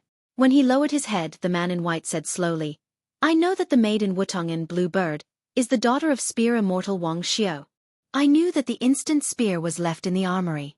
She was groomed to be a death warrior, to be used to kill me in the future. I was very clear about that. Su Weisheng, since you are the death warrior who has been hiding for more than 20 years, I, Chen Zhibao, will let you die today. After all, the last man you saw before you died was me. I will take your corpse to Western Shu and be the Princess of Shu for 10 years. This group of horses held the silver bottle that was about to overturn the current power structure in the western region. They actually stopped their horses heading west. The place where they stopped was between the Sword Garret and the quicksand. Behind the group of horses was the Iron Gate Pass recorded in the Spring and Autumn Chronicle. The pass was built by the Emperor Qin. The cliff was like an axe, and the stone was like iron. This was a steep canyon that was 20 miles long upstream of the Jiao River. It was an important passage from the western region to the eastern region. Every time the situation in the Central Plains was stabilized, they had to pass through the north and south of Tian Shan. The armored soldiers of the Central Plains had to pass through this place. Every time the horse galloped to the west, it symbolized the power of the Central Plains. Every time they retreated to the east, it meant the collapse of the Central Plains. Prince Zhao Kai got into the carriage and sat on the coachman's seat. The talisman general in golden armor stood guard beside him. When he saw a dusty old monk in black coming from the north, he smiled brightly. It was his second master, the sickly tiger Yang Tai Sui. When the old monk saw that Zhao Kai was safe and sound, he felt relieved. He did not say a word to his disciple, who had the potential to become a Buddha and stop the process of destroying Buddhism. He only put his palms together and bowed to the Bodhisattva. Then he silently turned around and headed east. Less than half a mile away, with a saber and a sword, Su Fengnian urged his horse straight to the Iron Gate Pass. Any prince could rush to the western region to accumulate merits and pave the way for his future ascension to the throne. They could also allow a prince to be the king of Shu who broke the ambush line of Beiliang and Nanzhao. However, a prince could not be the king of Shu after achieving great merits and then sit on the throne by destroying Beiliang. Moreover, this prince was Zhao Kai, the one Li Yishan wanted to kill. In front of him, an old monk rushed toward him.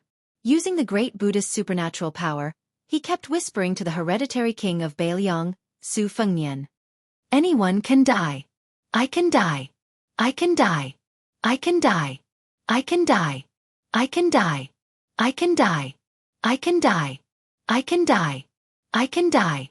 My 216 retainers can die. Only Zhao Kai can't die. I can escort Zhao Kai back to the capital and go to the Bailiang Palace to ask for forgiveness. If you insist on killing Zhao Kai, who has the emperor's order and is blessed by fate, do you know what will happen to you? The old monk floated over. F***ck off.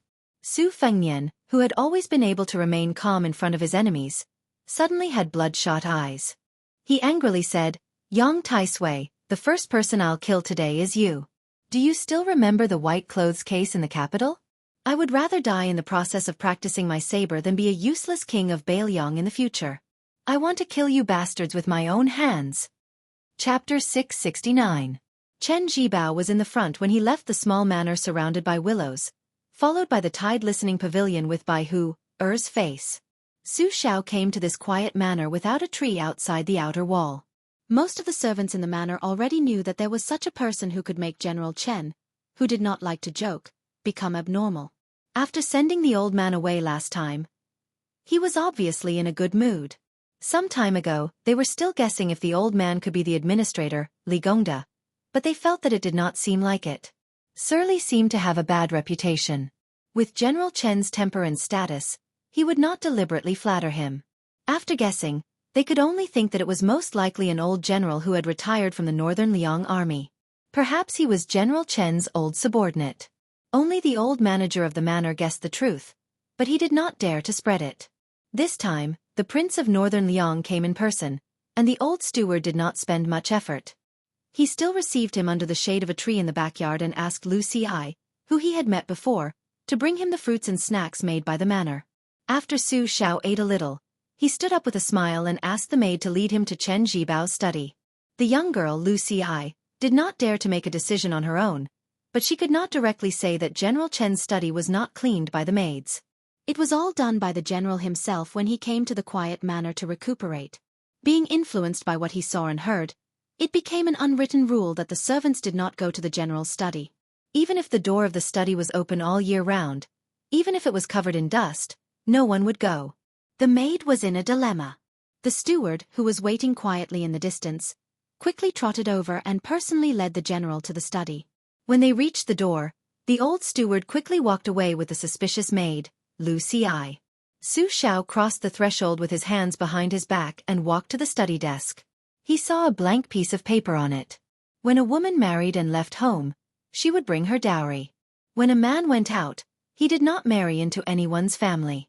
Naturally, he would be alone. The lychee finally left the branch. Su Xiao put the paper in his sleeve and said softly, "This is good." Su Xiao looked around. The bookshelves were filled with precious military books and historical records that had been collected. They did not use red sandalwood and yellow rosewood as bookcases to collect them. It was obvious that they wanted something that could be flipped through and read at any time. Su Xiao was in a daze for a while and thought about the past. He remembered that Ji Bao was a very naughty child when he was young. He liked to ride on Brother Chen's neck and pull his beard. When he was young, Su Xiao himself often carried him around the barracks. This little bastard was full of bad ideas. He would hold it in before he was carried, but when he was halfway through, he would piss. Since when did he become so taciturn? It was probably on the day that Ji Bao knelt at the tomb and buried his head in the yellow soil. Even Su Xiao did not know whether the child cried or not. Later, the Bailiang army began to grow. Their iron hooves broke the gallbladder of the 6 kingdoms. Afterwards, they were ordered to enter the capital.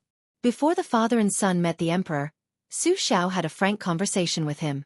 He asked if he wanted to go to Bailiang and become a king with a different surname. He, Su Xiao, could retire in the capital and become the minister of war. Chen Jibao would go to Bailiang and become the only king with a different surname. He would control the throat of the northwest for the dynasty. At that time, the emperor also had the same idea. However, that time, Chen Jibao did not agree. He said that the capital was not safe and he was not at ease with his foster father being his hostage. Later on, when they arrived at the imperial court, the emperor probed again, whether intentionally or not, asking Chen Jibao if he was willing to work together with the king of Yen to wipe out the barbarians in the south for the imperial court. This was practically establishing 2 kings with different surnames, scaring all of the civil and military officials until their faces turned pale. Even Gu Jiantang, this type of great general who was extremely good at maintaining his composure, immediately flew into a rage. He abruptly swung his sleeves and turned around. The King of Yen raised his head to look at the roof beams of the Great Hall, not saying a single word. The old Grand Secretary, the current Grand Secretary Zhang's respected teacher, the leader of the civil officials, knelt on the ground and did not get up, continuously kowtowing until blood flowed endlessly, admonishing the emperor that he could not go against the rules and bestow rewards. That year, white-clothed Chen Zhibao was only 17 years old, Su Fengnian only about 8 years old. During these years, Su Xiao began to be unable to see through what this foster son of his wanted, unable to understand where his bottom line was. The more Chen Zhibao had no desires, the more prepared he was, the more Su Xiao didn't dare to easily die of old age. It was because the butcher knew that once he died, Chen Zhibao, who didn't seem to fight for anything, would be able to obtain everything. When that day truly arrived, a Bailiang between the cracks might not be able to satisfy Chen Zhibao's appetite. Back then, why did the newly ascended Zhao family son of heaven confer Chen Zhibao the title of vassal king? On the surface, he was magnanimous, rewarding meritorious service, not minding the two kings of different surnames cooperating with each other in the north and south. But wasn't he also trying to have the father and son mutually restrict each other? Su Xiao didn't doubt at all that the independent Chen Zhibao didn't want or couldn't contend for the throne under the heavens. Su Xiao walked out of the manor, muttering to himself, "I hope there's still time for both sides." He returned to Bailiang Palace. In the Great Hall, there were no armored guards or murderous auras. Half of the 6 adopted sons had come.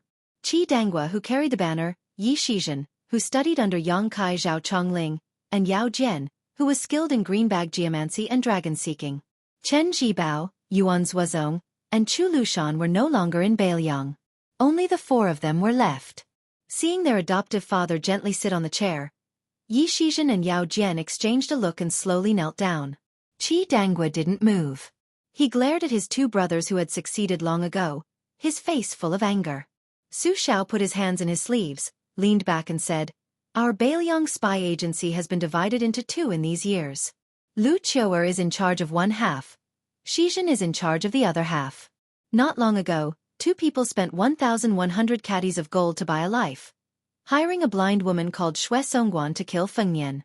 Shizhen, your 500 caddies was the first move, the death. Lu Qiuer's 600 caddies was the last move, the purchase." Because this blind female zither player did not go back on her words after taking the money, Lu Qiuer's 600 caddies was a loss, but she stopped when she was needed. Whether or not Feng Nian could survive in the northern Mang, he still had to give it his all. I know that Chongling had a good opinion of Zhibao before he died. He felt that if he could control the Bailiang cavalry, not just unifying the spring and autumn period, he could even eat up Beimang in the future. Chongling was a peerless scholar who did not play tricks. He never concealed his thoughts in front of me. Before he died, he held my hand. His last words were that Zhibao could become a great monarch like the Qin emperor. "So Shizhen, you inherited Chongling's will." In these years, I could not find out who did not do it personally, and I did not want Lu Qiuer to find out. But I know who was adding fuel to the fire.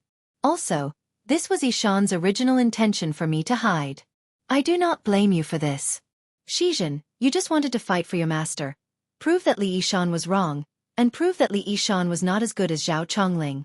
In these years, the hearts of the old subordinates of Bailiang have been scattered, especially those old people who urged me to become emperor.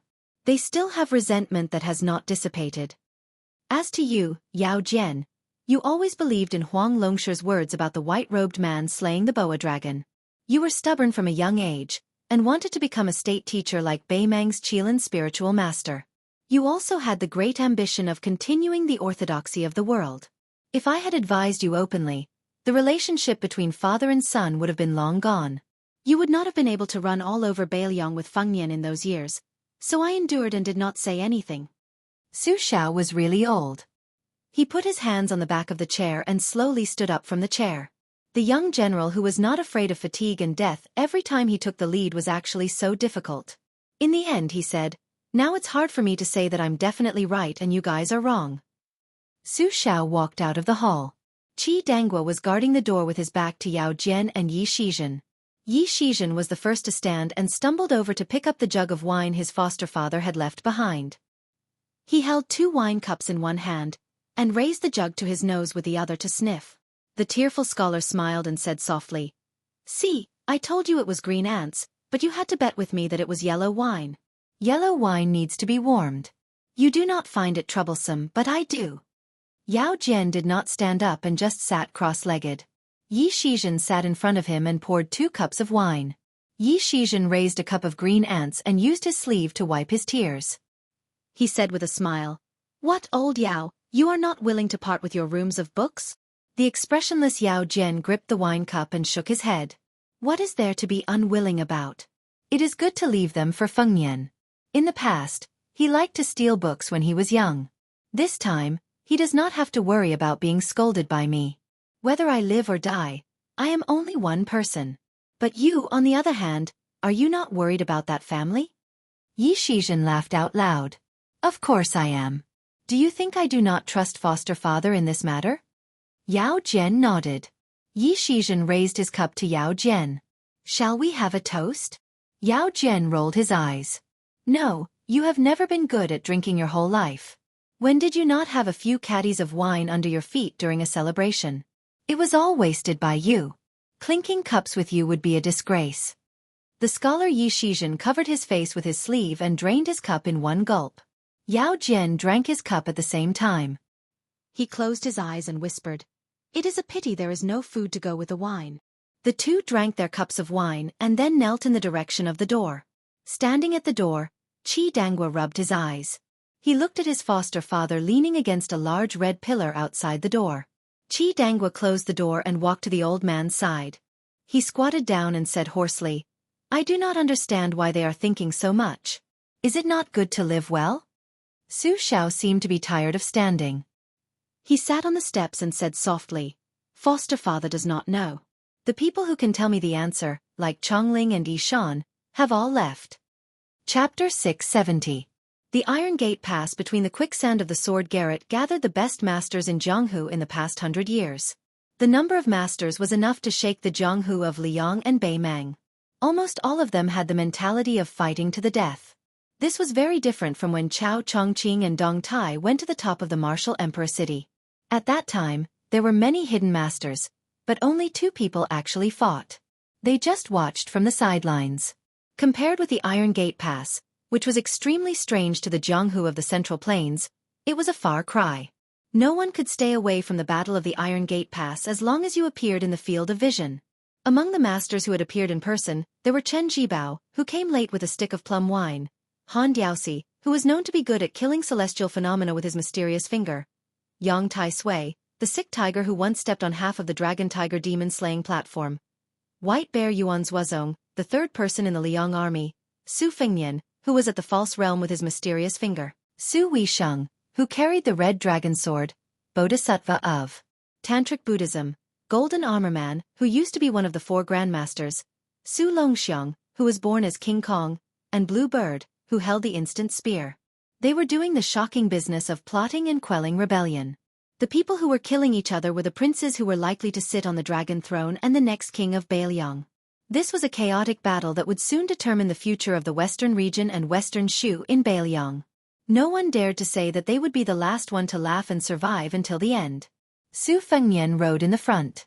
12 flying swords with perfect sword embryo formed a thunderpool sword formation that he stole from Dong Tai, the god of Peach Blossom Sword. He crashed into the old monk in black, Yang Tai Sui, who was the main accomplice of the white-clothed case in the capital. Yuan Zuozong urged his horse to follow closely behind to support his royal highness, but the distance between them was 50 paces apart. Along the way, the 2-faced and 4-armed otherworldly item in the red robe finally revealed its ferocious appearance. It bypassed Su Fengnian and the black-clothed monk and dashed straight toward the entrance of the Iron Gate Pass. Its goal was very clear.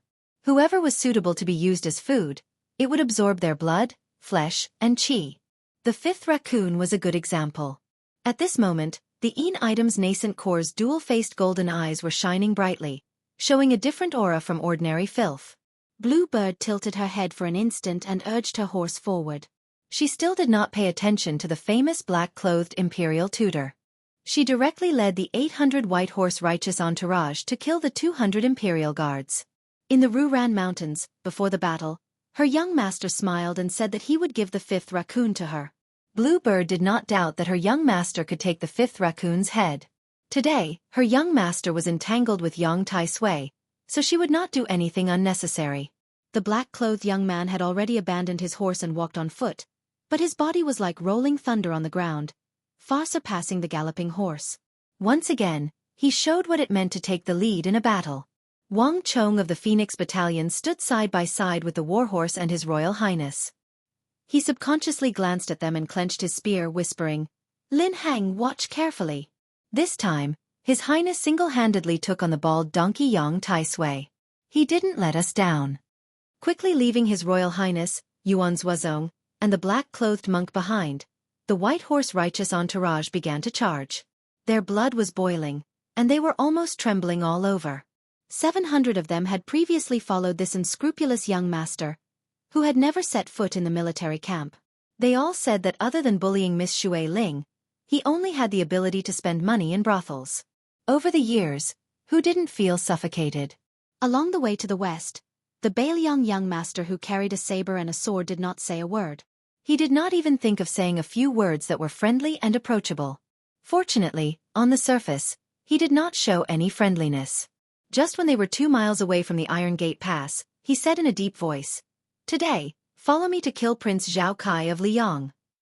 They were 200 steps away from the enemy. Yuan Meng let out a furious roar, "White Horse righteous entourage. Fight to the death." The 200 Imperial cavalry began to charge at the same time. None of the 16 golden-clothed bodyguards were left behind. They all mounted their horses to meet the enemy. Zhao Kai sat on the coachman's seat, squinting his eyes and looking into the distance. The talisman General Golden Armor stood quietly in front of the carriage with both hands holding the quaint sword hilt and inserted it into the ground. This ferocious sword was exchanged with the lives of the whole family of a famous swordsmith. The puppet in the golden armor was a great guru who was skinned by Han Diaosi. Its combat power alone was enough to crush the other 4 abandoned talisman armors. The female bodhisattva of Tantra in a snow-white cassock made a mudra in front of her chest with one hand and held a bottle with the other hand.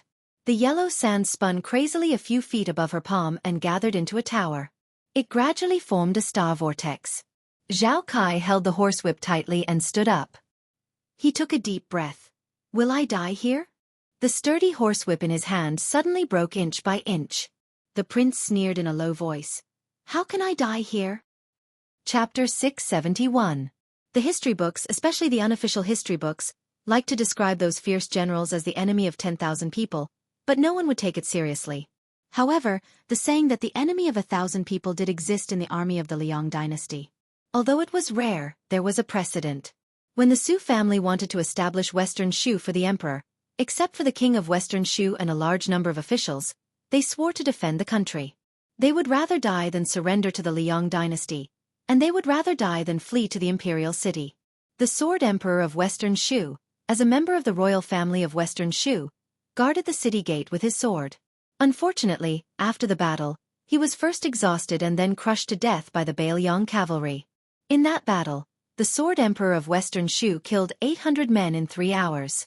After he died, he was trampled by the horses.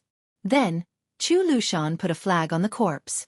The long chaotic wars of spring and autumn caused the soldiers to gain a lot of experience in fighting against top-class martial artists in the martial world. They had to exhaust their opponents before their morale collapsed and not give them a chance to catch their breath. These precious experiences that were gained by piling up corpses and lives were passed down from the old soldiers to the new soldiers, generation after generation. Wang Ji, as a general of the Sword Garret, was in the south of Western Shu where the Sword Emperor died. Needless to say, Bailiang had Chen Jibao and Yuan Zuozong who survived in the imperial concubine's tomb. They could be said to be worthy of being the enemy of 1,000 people. Naturally, they often used these brilliant figures as imaginary enemies to train the cavalry. However, the fierceness of the red python-robed eunuch and the craftiness of his killing methods still made Wang Ji a little unprepared. Han Diaosi rushed in a straight line, his red python robe fluttering in the wind. Thousands of red threads appeared on his hands, and he could easily take people's heads and cut them into pieces. Except for Wang Ji's Bailiang's saber cutting off some of the red threads and a few capable generals who luckily survived, no less than 30 cavalrymen were strangled by this human cat. Fortunately, the cavalry battle formation did not pursue multiple rounds of killing from the beginning. They wanted to be firm. Even if they had to give up a part of the advantage of the cavalry's impact, even if they had to give the 2,000 cavalrymen behind Han Diaoxi an innate advantage, they had to try their best to circle around and stop this old eunuch. The secret order Wang Ji received a few days ago was very simple. It only had 2 words. Delay. With what? In addition to conserving 1,000 of his cavalry to prevent them from being defeated by the 2,000 people who knew each other well, the 2,000 cavalry that participated in the battle also did not swarm forward like a swarm of bees. Instead, they were divided into 20 cavalry groups of 100 men, striving to advance and retreat with a sense of propriety, so that the advantage of numbers could be fully utilized to the extreme. Wang Ji had already had 3 hurried exchanges with Han Diaoxi. The first time, he used his saber to block the enemy, and the other 2 times, he bent down to pick up the spears of his fallen comrades. The last time, he threw his spear back to chase after the red cat and threw it behind him. One of the spears was actually wrapped around the back of the spear as if it had grown eyes, directly twisting the spear into pieces. Wang Ji threw the spear for the 3rd time, directly abandoning the man and killing the horse. The frighteningly red cat unexpectedly reined in the horse and leapt into the air, dodging the flying spear. It even pulled the heads of the surrounding 5 cavalrymen into the air. Wang Ji's eyes were bloodshot as he cursed, "Mother cur, you're not human at all." Behind Wang Ji, there were 8,000 horse hooves stomping on the ground. Wang Ji made a hand gesture, and the 1,000 cavalrymen who were motionless split apart like a flood, bypassing the reef in the middle of the river and rushing towards the 2,000 cavalrymen led by He Yan. In addition, the 6 cavalry groups that were on the periphery could not immediately surround the killer cat to engage in a fierce battle. Wang Ji carelessly rubbed his cheeks, spat out a mouthful of bloody saliva and said fiercely, "If I don't die this time, no matter what, I will ask the king of Bailiang to be the general of 10,000 cavalrymen." Chen Jibao said that he wanted to kill Su Weisheng and bring her body to Western Shu to proclaim himself as the king. He did not have the slightest intention of showing any mercy, nor was he sloppy at all. Every time the plum wine came into contact with the ancient crimson feather sword, this famous sword would explode with a series of clear and melodious sounds like the roar of a dragon, trembling and melodious. Every time they collided, Su Weisheng, who was holding the sword in her right hand, would violently shake her right sleeve. The profundity of the plum wine was not limited to this. Every time Chen Jibao struck out with his spear, it seemed gentle, without the slightest bit of anger. But every time he shook his sleeve, the elite cavalrymen of the Great Snow Dragon Cavalry would suddenly die for no reason. Clearly, before they could get within 20 steps of the 2 of them, they died cleanly, as if a spear had pierced through their chests. They did not even have the time to feel the pain before their bodies flew backwards, falling into the yellow sand. Chen Jibao suddenly swung the plum wine, sweeping it out horizontally. The ancient crimson feather sword in Su Weisheng's hand drew a frightening arc that would definitely break an ordinary famous sword. The 2 cavalrymen behind Su Weisheng and her horse were once again mysteriously killed. Before they fell off their horses, their bodies in the air were exactly the same as the ancient crimson feather sword, drawing an arc in the air. Lightly taking back the plum wine, Chen Jibao pointed at the ground, and the tip of the spear spun out a flower. Looking at the woman who was spitting out blood, he lightly smiled. "This is the time when the plum is still young. You really don't plan on extending your left hand?" The second sword of Taoism, the ancient crimson feather sword, in the end, is still the word, order. Su Weisheng did not make a sound. Chen Jibao turned his head to look at the Iron Gate Pass.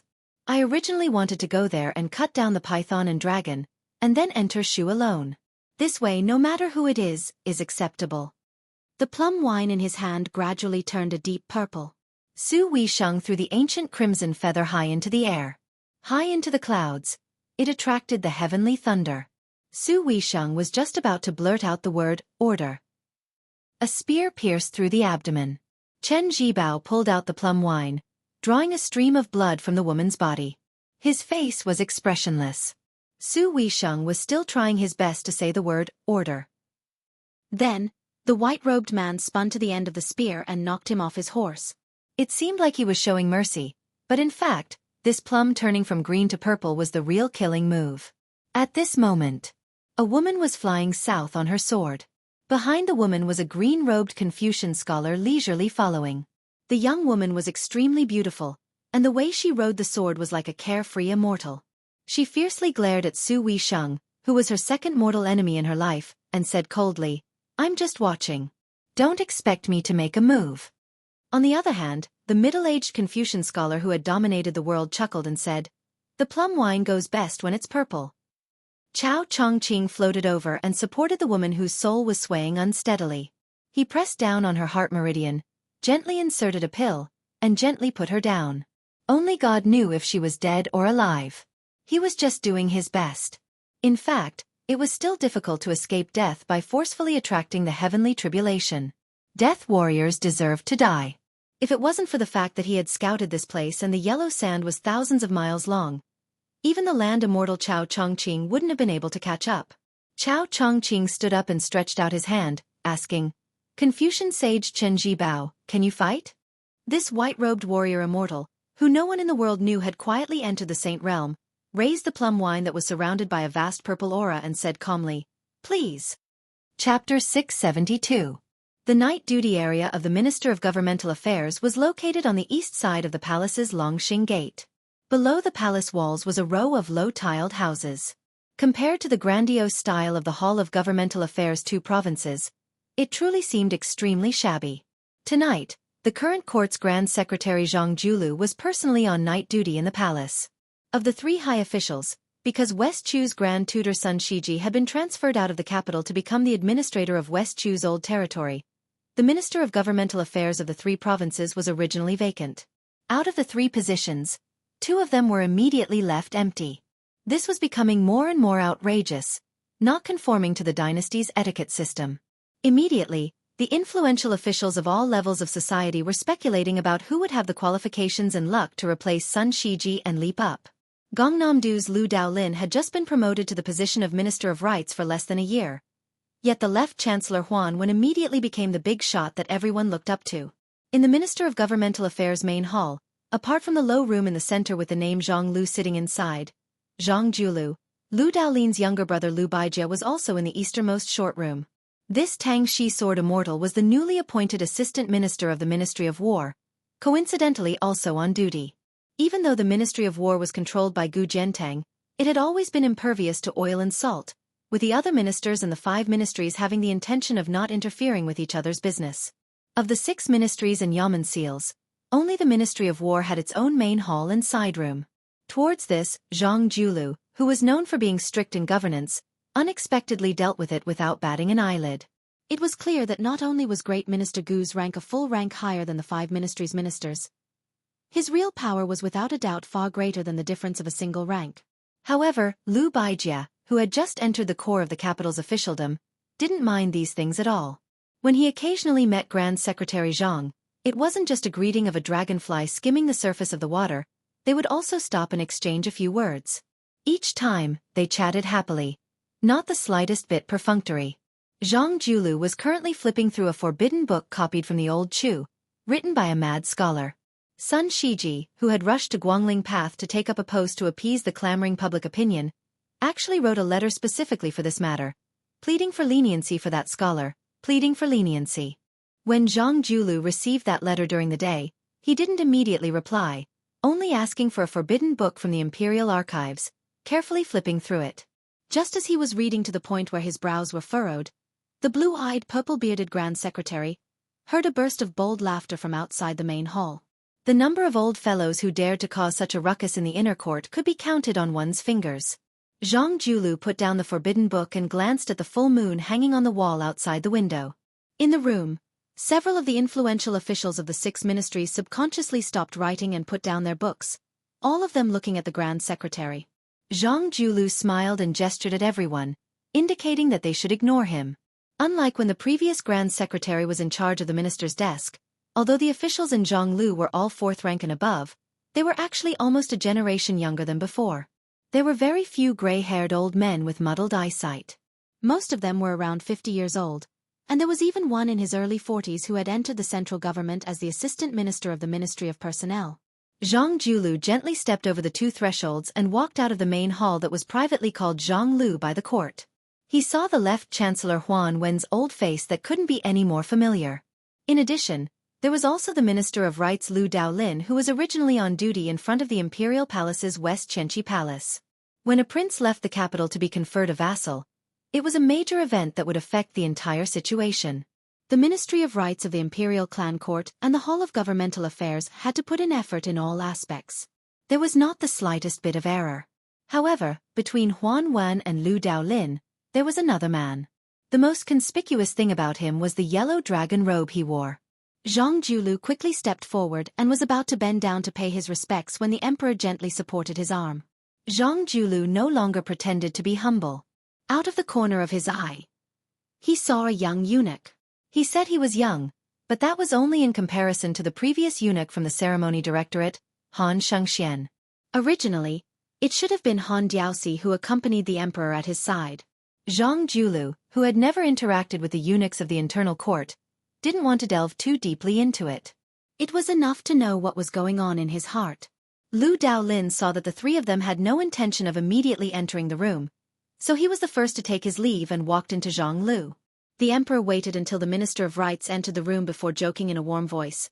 "My two beloved ministers, please come with me to the Ministry of War's main hall for a while? I know where the tea is good. It's the authentic spring Spirit Lake tea before the rain. Zhang Lu's side isn't good. The tea is also sloppy and can't enter one's mouth."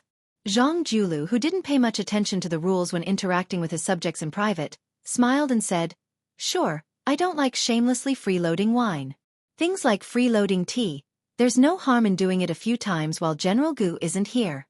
However, I reckon that Chancellor Huan won't be interested." Huan Wen glared at him and said, "Zhang Baiyan, you've only just seen His Majesty and you're already in a hurry to set me up?" Zhang Julu glanced unhappily at Huan Wen, who had his hands behind his back. "Such a strong aroma of wine. Do you think I can't smell it? Since His Majesty has rewarded you with good wine, you should obediently shut up and drink your wine later. Don't get drunk and go crazy." Huan Wen, who was exposed by his bad friend, laughed loudly. The emperor of the Zhao family was also in a good mood. He walked with the two pillars of the country to the Ministry of War's East Wing main hall. There was a saying that there was a confrontation with Zhang Lu here. With regards to these harmless disputes, the emperor heard them and dismissed them with a laugh.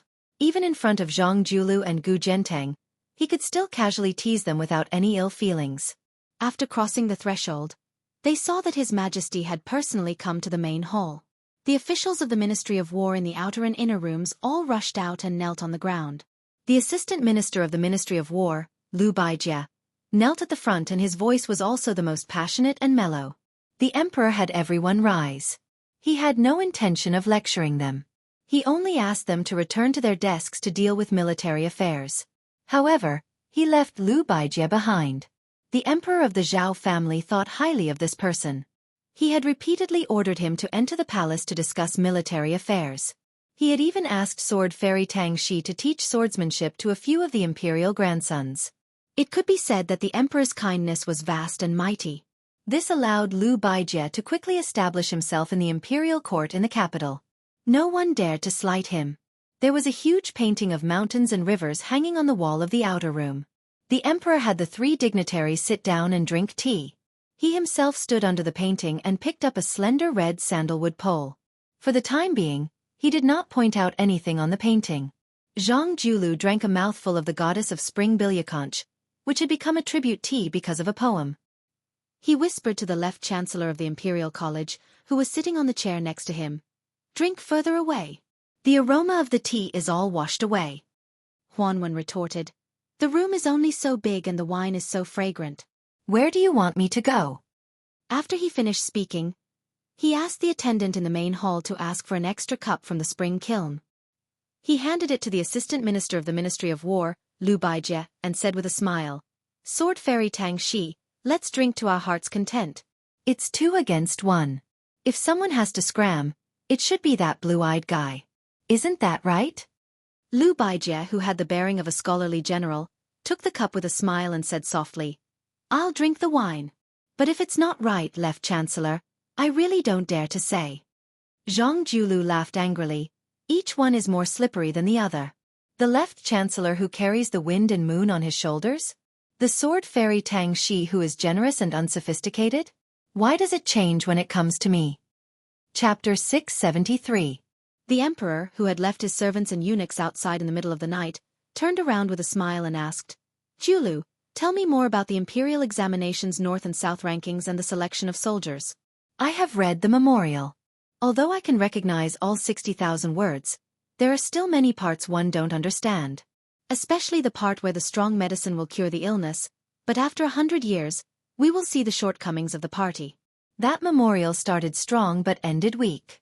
It was not detailed enough, so I want to talk more about it tonight. Chancellor Huan and Assistant Minister Liu, don't be idle. If you have any ideas, speak. Whether it is tea or wine, I will give you all plenty. If you don't give me an explanation before dawn, don't blame me for being stingy. How much tea and wine did you drink? I will charge you according to the market price. Don't think about paying less. Zhang Julu faced Huan Wen and Lu Baijian smiled. How is it? Am I being unreasonable or is your majesty being unreasonable? The two nodded and smiled. Your majesty is even more unreasonable. The emperor laughed heartily. If it were anyone else, they would be praising me for being thrifty and diligent in governing the country. The emperor of Zhao waved his hand to signal for the servants to retreat into the room and close the door. He picked an expensive chair with exquisite workmanship and sat down. However, he still held the sandalwood pole in his hand and placed it on his knees. He received a cup of refreshing tea from Lu Baijia. They talked until dawn, but the four of them were still not tired at all. They were still in high spirits. In terms of diligent governance, the Emperor of Zhao could indeed be ranked in the top 3 of all the emperors in history. Although there were still some details that were not mentioned, the emperor still stood up and rubbed his hands and feet. He walked to the giant painting with his back facing the 3 of them. He drew an arc at the intersection of Bailiang and Western Shu. He asked, Are they all here? Zhang Julu said in a low voice. 60,000 cavalry. There are still 20,000 cavalry on the road. The emperor, who was using the wooden pole to point out the country, smiled and said, There is not much difference between 60,000 and 80,000, unless 60,000 is 600,000. Zhang Julu nodded. The emperor of Zhao threw away the pole and went to the table to grab a porcelain cup that had already turned cold. However, he did not raise it. Perhaps he was not in the mood to drink tea to quench his thirst. Or was he afraid that his subjects would see the details of his trembling when he raised his cup? He looked down at the teacup and asked softly, Do you? Zhang Julu calmly shook his head and said, Don't worry, your majesty. They won't fight. When the Zhao family's son heard this clear answer, he smiled and put down the teacup that he had never lifted. He raised his head and said, You guys should rest early too. After Lu Baijian and the 2 old officials saw his majesty out of the main hall, they returned to the room alone and inadvertently looked at the table. There were still some ripples in the cup. No one would believe that a large net had been cast on the border of Bailiang. It could be said that all the old subordinates of the Gu party had come out. 60,000 men and horses had rushed to set up camp in one place under the pretext of redeployment. There were even 20,000 cavalry who had rushed into the border from Jizhou.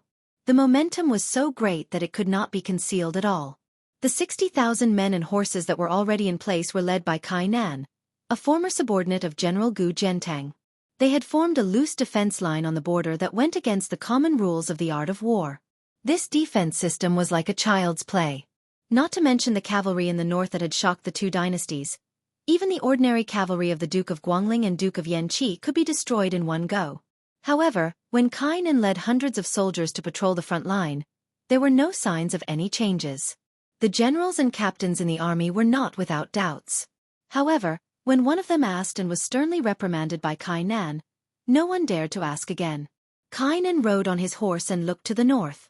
All sorts of feelings welled up in his heart. He muttered to himself, I just wish I could have 40,000 more men to symbolically place people on the entire border. This way, we can put up a formation that will not allow the Bailiang cavalry to openly enter the border. Otherwise, if a fight really breaks out, how can 60,000 people block it? However, if the Bailiang army dares to charge in, so what if you kill all 60,000 of my men? Openly rebel? I've been waiting for this day. Kai Nan thought this way. However, when he thought about it more deeply, he felt like he was walking on thin ice when he thought about how he had to be an enemy of the general who was much more famous than Minister Gu. A pawn that crossed the river had no choice. Kainan knew that he had to suffer. As for why there was such a commotion, Kainan only knew that Prince Zhao Kai had gone to the western regions. Could it be that someone in Bailiang wanted to kill this famous prince? Although Kainan was a martial artist, he understood the superficial logic of not having a proper status. If Prince Zhao Kai, whose background was unclear, really had such intentions, he would definitely have done so. Moreover, the capital was currently in a crucial period when the princes were being conferred the title of king. If Zhao Kai could really gain power in the western regions, Kainan did not need to think to know that he would definitely become a king with real power. If he went to western Shu and became the king of Shu, then that would be interesting. A scout quickly rushed back. His face was pale. After dismounting, he knelt on the ground and said in a trembling voice, "The Bailiang cavalry has arrived. I don't know the exact number, but there are at least 10,000 of them. However, these 10,000 cavalry are the Great Snow Dragon cavalry." Kainan's expression was normal. However, the joints of his fingers holding the sword were white. Was 10,000 cavalry soldiers of the king of Bailiang a small number? Kainan felt that it was too much. Gritting his teeth, Kainan ordered a trusted general behind him. "Pass down the order. Within 100 miles. Gather the troops here." Kainan looked into the distance. Yellow sand rolled in his field of vision. Kainan's mouth was bitter. He took a deep breath. Which adopted son will be leading the troops? He did not care about being stopped. He insisted on leaving the soldiers behind and charged forward alone. When Kainan was half a mile away, he did not dare to take half a step forward. The endless horsemen stopped their horses solemnly on the vast plain. Kainan could see a royal flag with the word, "Su," flapping in the wind. A rider stepped out of the formation and slowly advanced. Kainan's eyes widened. His breathing, which could be considered steady, suddenly became hurried. The old man was wearing armor and holding a spear. Kainan's mind was blank. He did not know why, but his hands and feet could not help but dismount. He knelt on the ground and shouted respectfully, "This General Kainan pays his respects to the king of Bailiang." The man, horse, and spear approached Kainan. The general gave a light sound of acknowledgement. The warhorse continued to slowly move forward. The sound of its hooves trampled on Kainan's heart. Reining in his horse, the General Su Shao finally put on his armor and spear again. He looked into the distance and asked softly, "Only 60,000 men. Isn't Gu Zhentang being too stingy?" Kainan, who had been kneeling on the ground all this time, could not care about his pride. His face was covered in sand. He did not dare to make a sound. This butcher smiled. "Don't worry. I'm just waiting for someone. I won't kill anyone. As long as you don't interfere, this king has no interest in falling out with anyone." Su Shao smiled. "Let's go, General Kai. Let this king see the glory of the Gu clan's cavalry." On this day, when the king of Bailiang, Su Shao, and his cavalry were about to enter battle, someone dismounted and shouted, "Greetings to the general." The 20,000 cavalry soldiers who had rushed over all knelt. Chapter 674. East of Iron Gate Pass was favorable for cavalry attacks, so it was naturally a good place where it was easy for people to die. 200 light cavalry faced 800 light cavalry. The 200 Imperial Army soldiers didn't cower in the slightest. It was different from a few years ago when the children of influential families from the capital mixed into the Imperial family's personal army to earn a living. After Zhang Julu took power, he personally flipped through the Imperial Army's records. As long as they were the descendants of ministers or high-ranking officers, they would all be expelled from the Imperial Army in a single day. That day, the military camp was already half empty. Many of the children of generals who relied on their own abilities to enter the army were no exception. This made Zhang Julu extremely unpopular among the capital's officials and generals. When quite a few old generals who had meritorious achievements met, they all began to curse at him. One of the old generals who lived on the same street directly blocked the door, questioning that purple-bearded and blue-eyed man, questioning why with his grandson's strength, he couldn't be an ordinary soldier of the Imperial Army. Grand Secretary Zhang walked out the door calmly saying, "Your grandson indeed has the ability, but your great-grandson definitely won't have this ability in the future. This official is only closing this door 20 years in advance." Back then, the old general who still held an important position didn't understand that scholarly and twisted reasoning.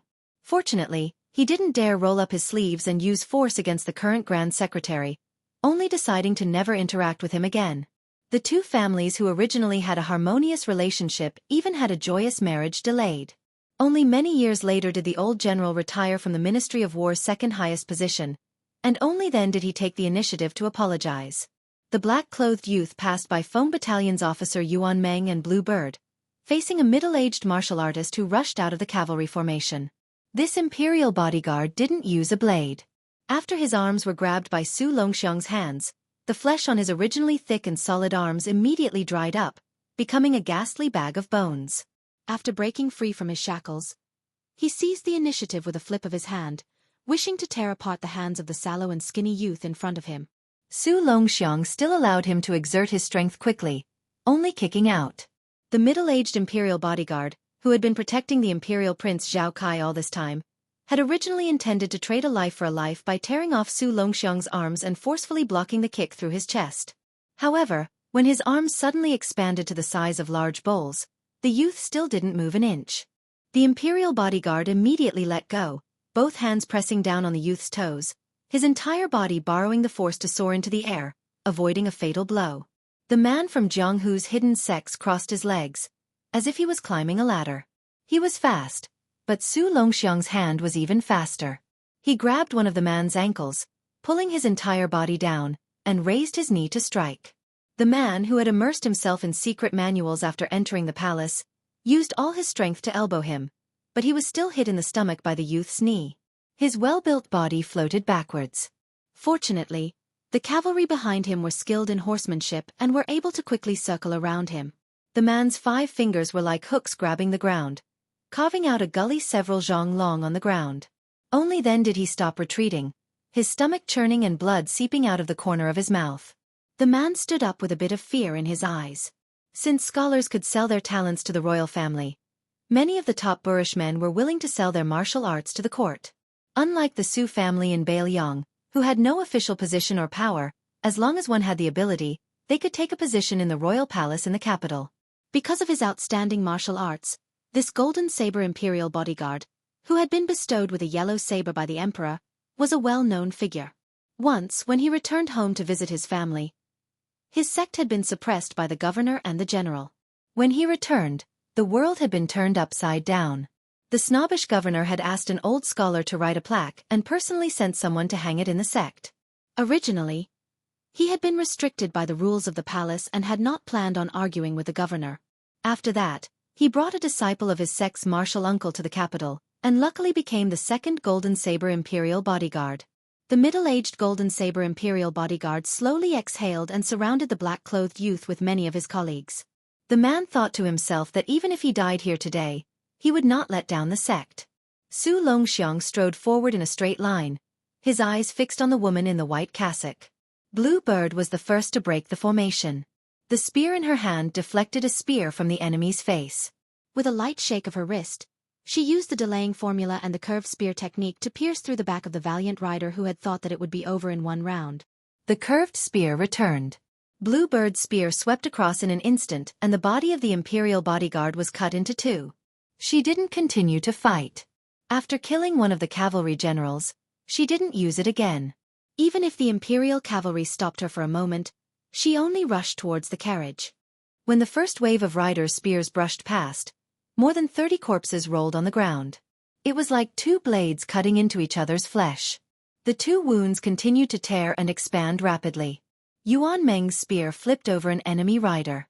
The body of the imperial bodyguard who had a bloody hole in his armor was thrown into the air. The rider who still had the strength to fight turned his body in the air. He wanted to land on the ground and stabilize himself before pulling out his sword to fight again. Unfortunately, before he could land on the ground, his head was chopped off by a white horse rider. Yuan Meng laughed loudly. "Ruthless Hong, this head is yours. When we get back, don't be so stingy. I'll treat you, Field Officer Yuan, to a good meal." The expressionless Hong Shuwen muttered softly, "Let me be a deputy field officer and I'll treat you to wine." Chapter 675. Yuan Meng's ears were good. Even in the midst of the battle, he could still hear clearly. He laughed and scolded, "Bull**T. You can talk to me about this after you've killed 10 people." The northern cold saber in Hong Shuwen's hand twisted and changed into an inverted scallion thrust, bending his waist to dodge the spear. Borrowing the momentum of the warhorse charging forward, the cold saber slid rapidly along the spear shaft, cutting off the enemy rider's arm with one slash, and then the Phoenix Battalion's famed ruthlessness cut off half of his head. The horse was still galloping forward, but the man was already dead. Hong Shuwen, who still had one Baelyong saber at his waist, said indifferently, "2."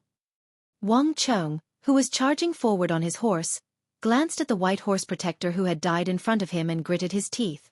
Suddenly, a red cloud floated over their heads and fell outside the iron gate. Before one of the royal guards fell to the ground and died, he could vaguely see the Warring States master riding his flying sword in the distance. He cursed weakly as he closed his eyes. F***ck your 18 generations of scholars in the capital. Didn't you all say that the Crown Prince of Baelyong only knew how to bully women? Su Fengnian had seen the Thunderpool twice. Outside the martial emperor city, Dong Tai's Thunderpool sword formation killed the celestial being Zhao Xuansu. The Thunderpool in the mausoleum of the Yellow Emperor was destroyed by the demon Luo Yang with a flick of her sword. Every success and every defeat. Su Fengnian had his own Thunderpool with flying swords. He had once told Su Beiji that within a few feet of the Thunderpool, killing people with flying swords was as easy as pie. At first, the sickly old monk in black did not pay much attention to the young heir of Baelyong's talk of revenge. Yang Taisui was a martial artist, and even a level 2 master of martial arts could make Su Fengnian suffer, not to mention Yang Taisui. But when the heir of Baelyong charged over on horseback, his sword chi poured out in torrents like a broken dam. He was a little surprised. Over the years, Yang Taisui had stayed away from the disputes in the palace and traveled the Jianghu. With his rich shrewdness and experience, he was able to deduce the inside story that was not too far from the truth with just a few scattered words in the Wulin. However, he had expected Su Fengnian, who had the great yellow courtyard that Wang Zhonglo had bestowed upon him, to not have so little inner strength, and his sword chi should not be so ferocious. Yang Taisui gently waved his sleeve again and again. The 12 flying swords bounced back again and again. Su Fengnian stopped his horse about 10 zhang away, his hands pressing down on the spring thunder and spring autumn. He was quiet, not making a sound, not saying a word. This was the power of the Wu family's flying swords with a perfect sword embryo. Where one's mind was, the tip of the sword would be there. Moreover, these 12 flying swords were the condensation of the peach blossom sword god Dong Tai's life's work. Even if he had erased the Rui sword embryo before giving the swords to them, the 12 flying swords themselves had long been smooth and transparent. Return to the sect. The old monk in black smiled and spat out these 2 words. One of his hands formed a palm in front of his chest. With a flick of his sleeve, he drew the 6 flying swords into his sleeve. His large sleeve billowed like a balloon. Of the remaining 6 flying swords, Tai stabbed towards the space between Yang Taisui's eyebrows. The old monk raised his hand and slapped, sticking close to Tai. His body seemed to be moving slowly, but this palm forcefully caught 4 flying swords, including Tai in the air. The other 2 bamboo horse and peach blossom swords struck the old monk's back one after another.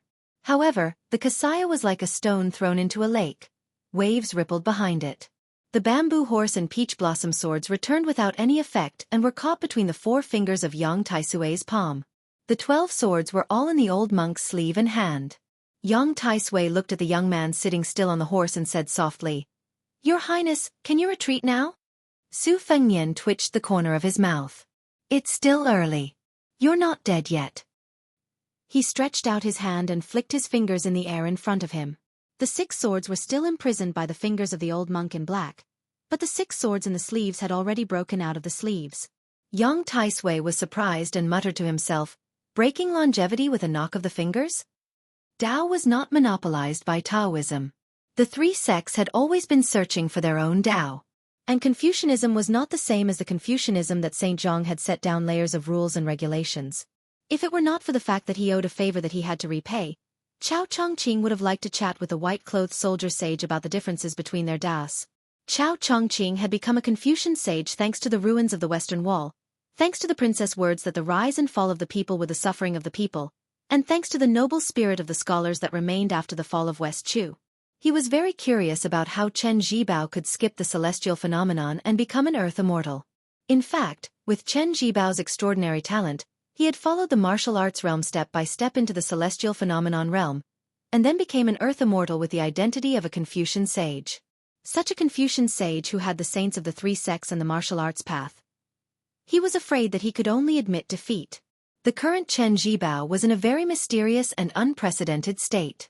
He was neither a fake Earth Immortal, nor was he a transcendent Earth Immortal like Wang Xianji. What a pity! How good would it be to wait for another 10 years? However, there was one thing that he could be sure of. Chen Jibao's quiet entry into the sage realm had a lot to do with the death of the dragon tree holy monk of the two Zen temples. After a long sigh, Chao Chongqing stretched out his hand and grabbed. He replaced Su Weisheng to say the word imperial that he did not have time to say. A purple heavenly thunder was forcefully grabbed down from the 9 heavens.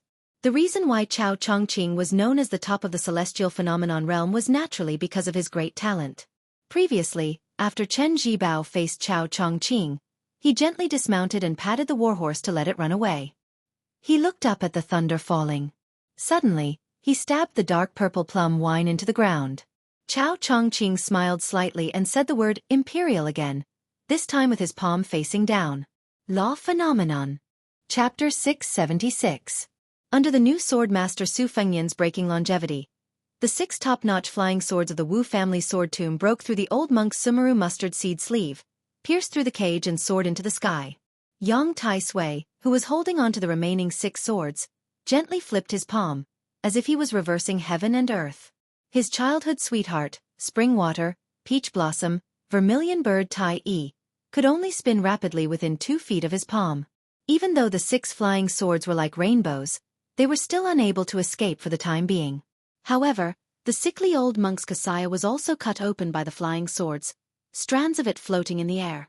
Yang Tai Sui flipped his palm again, reducing the distance the flying swords wreaked havoc from 2 feet to 1.5 feet. After a few flips, the 6 flying swords were tightly bound and almost immobile.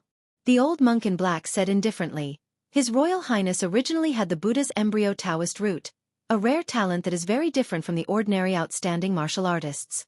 Why is he not willing to progress step by step to prove the great way, taking the unconventional path time and time again? In this way, how many times can he withstand squandering? Wudong's old supreme leader Wang Zhonglo painstakingly created the big yellow pond. As long as he carefully watered and widened it, then a small pond would become a vast lake. At that time, the 108 golden lotuses would circulate endlessly, and one chi ocean would sway with 180 golden lotuses. What kind of celestial phenomenon would that be? It is precisely because His Highness did not cherish it and went against heaven's will that the pond has dried up and the golden lotuses have withered, leaving only a single Bian standing alone. His Highness still does not repent and is not willing to turn back. Yang Tai Sui used the lion's roar and shouted the last 2 words, "Turn around." Su Fengyan's warhorse was pushed back as if it was hit by a hurricane. In the end, it bent its knees and touched the ground. Su Fengyan floated down from his warhorse and slapped the scabbard of the spring and autumn sword. The scabbard swung in an arc, and the spring and autumn sword left its scabbard. After drawing a large circle in the air, the sword hovered in front of Su Fengyan. Su Fengyan walked in front of the warhorse, and with such a shield, the warhorse quickly raised its knees and steadied itself. After riding for such a long distance, the Fergana steed, which was entirely golden and resplendent, had already developed some sort of mystical connection. Lightly tapping its hooves, it reluctantly turned around and trotted away, turning its head back 3 times with every step. In the distance, Yuan Zuozong, who was riding his horse slowly outside the great circle, put his Bailiang saber back into its sheath. Su Fengyan said coldly, "The first 2 sword deities, Li Chungang and Dong Tai, did things like opening mountains. However, the saints of the 3 sects closed their doors and sealed their mountains, fearing karma and karma. Once tainted, it would be like a seed thrown into a stone wall. Sooner or later, it would burst the cliff." The dragon tree monk did not become Buddha because he was unwilling. The abbot of the 2 Zen temples had already achieved perfection, but he cared more about spreading Buddha land and spreading mercy everywhere. Although you, Yang Tai Sui, have shaved your head and put on a kasaya, you are still a legalist in your bones. What you practice is the art of maneuvering. If you become a Buddha's head, that would be the biggest joke. Yang Tai Sui smiled and said, "It's true that I can't become a Buddha's head and attain the bodhisattva fruit.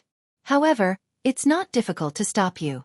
By the time Han Shengxian arrived at the Iron Gate Pass, he would be like the mantis stalking the cicada, unaware of the oriole behind. If he persisted in going about things the wrong way, disregarding his cultivation base and life, then Northern Liang's Chen Jibao, who had quietly entered the Saint Realm, would arrive, and he would become a slingshot. At that time, it would really be like Huang Longshi's prophecy, working hard for others, working hard for whom? Your Highness is a rare intelligent person. You should know that it's better for Prince Zhao Kai to be the king of Shu than for Chen Jibao to be the second king with a different surname. The reason why Beiliang and Beimang can be a tripartite balance of forces is that there is less internal friction. Once they are separated, it's hard to say. In my eyes, Beiliang's real enemy is Zhao Kai, who will be the king of Shu 10 years later, and Chen Jibao now. Your Highness should know how to choose between the two after weighing the pros and cons. Su Fengnian shook his head and said, "That's not how the abacus works." The old monk in black used Buddhism's great direct knowledge to imprison the bamboo horse, vermilion bird, and the other 5 flying swords. It seemed to be an understatement, but it was definitely not as leisurely as it seemed. The flying swords were buzzing like thunder and lightning in the sky. At this moment, every inch of his palm was filled with killing intent. Yang Taisui was about to speak when Su Fengnian waved his hand and said, "You Buddhists believe in following fate. Although you are my senior, your fate has already been used up in that drinking session. Since that's the case, let's not play around here. Today we have to end it cleanly." Yang Taisui, whose skinny body could not support the black cassock, said sternly, "Su Fengnian, do you really think I can't kill the evil demon?" Su Fengnian laughed and said, "Back then, didn't the imperial astronomer also use the words evil demon to describe me before I was born?" After saying that, Su Fengnian took 2 steps forward and used the spring and autumn sword as the core of the thunderpool sword formation. He put 2 fingers together and wiped the blade of the sword. The spring and autumn sword penetrated the yellow sand on the ground. Su Fengnian recited silently, "I used the spring and autumn sword to break the spring and autumn sword." Yang Taisui said angrily, "How dare you?" This lad was so preposterous that he wanted to use his own fate to steal the secrets of heaven through this famous sword. This was where the real interception came from. Su Fengnian's body, which only people like Tao Manwu who had exceptional insight could see the purplish gold aura in the yellow, suddenly rose up and floated in the 9 heavens. The old monk in black flipped his palm, but he still could not control the 6 flying swords of the bamboo horse. The latter all left his hands and skimmed along the ground before stopping 10 feet above the yellow sand. The 6 flying swords, which had long been eager to take action in the sky, revealed themselves and formed a Big Dipper sword formation with the spring and autumn sword on the ground. Chapter 677. The 12 flying swords and the spring and autumn sword formed a yin-yang 2-form sword formation. The 12 swords formed a thunderpool sword formation. With the mysterious knowledge taught by Hong Shixiang, the young Wudong martial uncle, the swords formed a perfect circle. Yuan Zuozong patted his horse and retreated. This battle had nothing to do with him. After hesitating for a moment, Yuan Zuozong was stunned. He glanced at Su Fengnian and then began to gallop. After passing through the battlefield full of corpses, he grabbed a long spear and went straight to the white-clothed female bodhisattva. As Yuan Zuozong advanced, the red-robed otherworldly item retreated. Yang Taisui looked at the sky and shook his head with a smile. "That's a big move. But the kid of Su family, do you really think I'm a vegetarian?" The old monk in black stomped the ground. His feet didn't even touch the ground and didn't even raise the yellow sand. He shouted, "100 feet of mercy." Yang Taisui broke the jade buckle on his chest and took off the black cassock. He twisted his finger and the cassock flew up to the sky like a black cloud above the old monk's head. It was like a canopy rising from the ground. The ancient book once said that there was a treasure tree planted by immortals in Zhongnan Mountain. It towered hundreds of feet into the clouds without branches or leaves. This should be one of Yang Taisui's secret methods to fight against the heavenly punishment after he was 100 years old. Which of the top playboys in the world didn't have great opportunities and trump cards? After the cassock rose to the sky, it rolled up hundreds of feet of black clouds and shrouded the sky above Iron Gate Pass. Yang Taisui glanced at the handsome young man in the distance. Even this sickly old monk, who had once held the highest position in the world and had retreated bravely, could not help but have mixed feelings for a moment. He had really underestimated him. Being born in a rich family could wear down the spirit of the younger generation. Most of them were born because of this. In the past, Su Xiao conquered the 6 countries. His achievements were unparalleled. This was the first dead knot. That woman was pregnant with Su Fengnian. She entered the palace in white and became an immortal on earth. She became a sword immortal overnight. This was another dead knot. Su Fengnian did not want to be a hedonistic son of rich parents. This was another dead knot. Su Fengnian had been restraining himself for 20 years. Now that he had achieved great success in his martial arts practice, the hostility and resentment in his heart had tightened the knot that had never been untied. Yang Taisui slowly closed his eyes and put his palms together. A dead knot can only be resolved with death. But today, Su Fengnian has to die first. Amitabha. Su Fengnian allowed the heavens and earth to absorb his luck. Blood slowly flowed out from his 7 orifices. Since Su Fengnian started practicing saber martial arts, and later on, he even raised his sword. How many fights and dangers had he experienced? Perhaps even he himself couldn't remember it clearly. His sword chi had once rolled over the dragon wall. He had once shaken Kunlun alone. He had once guarded the city gate with his sword. He had once killed Ji Xian with a single slash.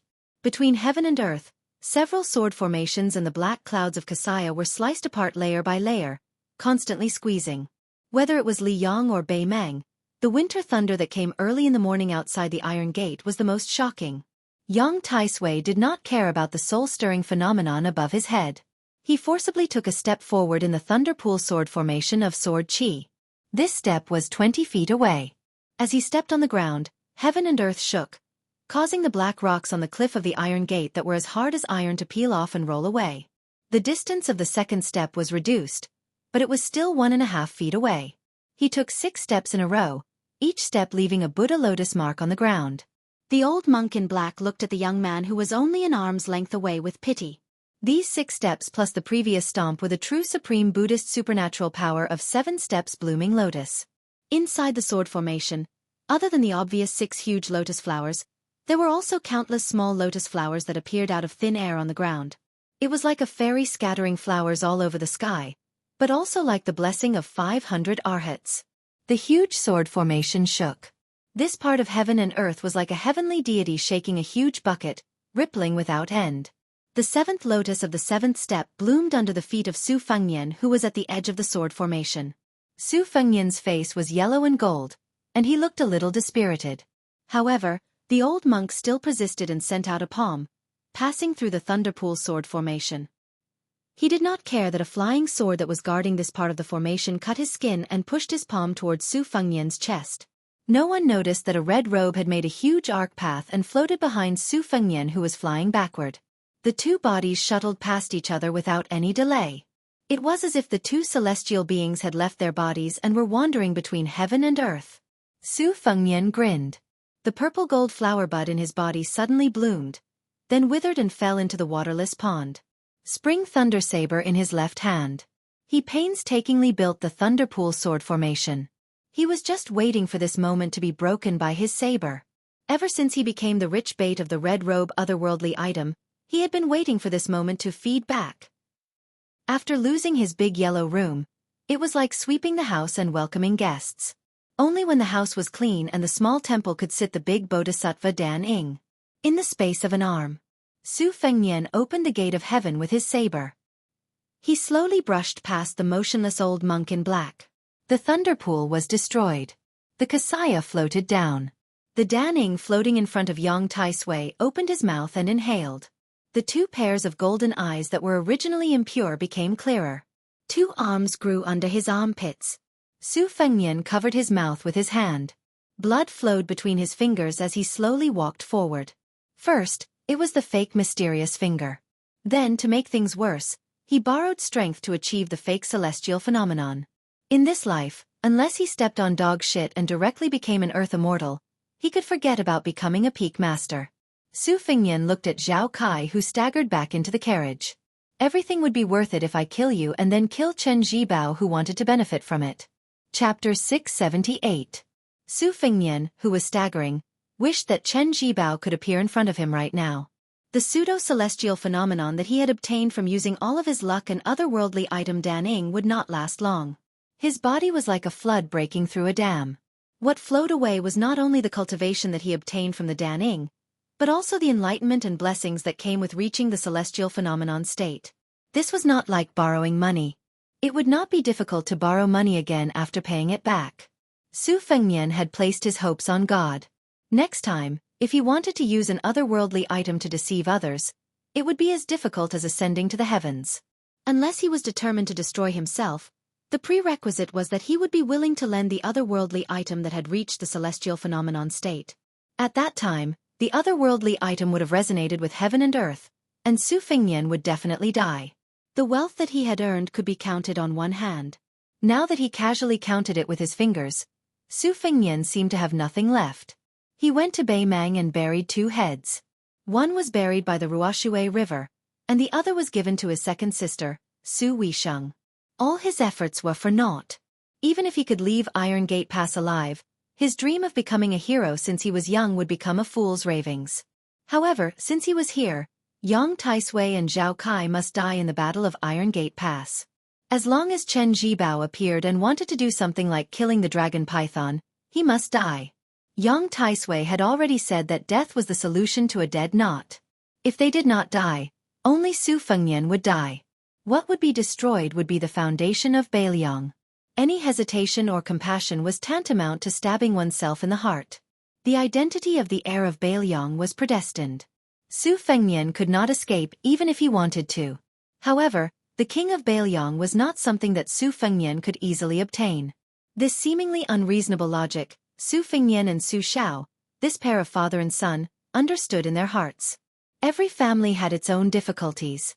Moreover, there were many people who kept adding fuel to the fire, making this even more difficult to learn. Su Fengnian did not walk fast. He seized the time to grasp the knowledge and experience.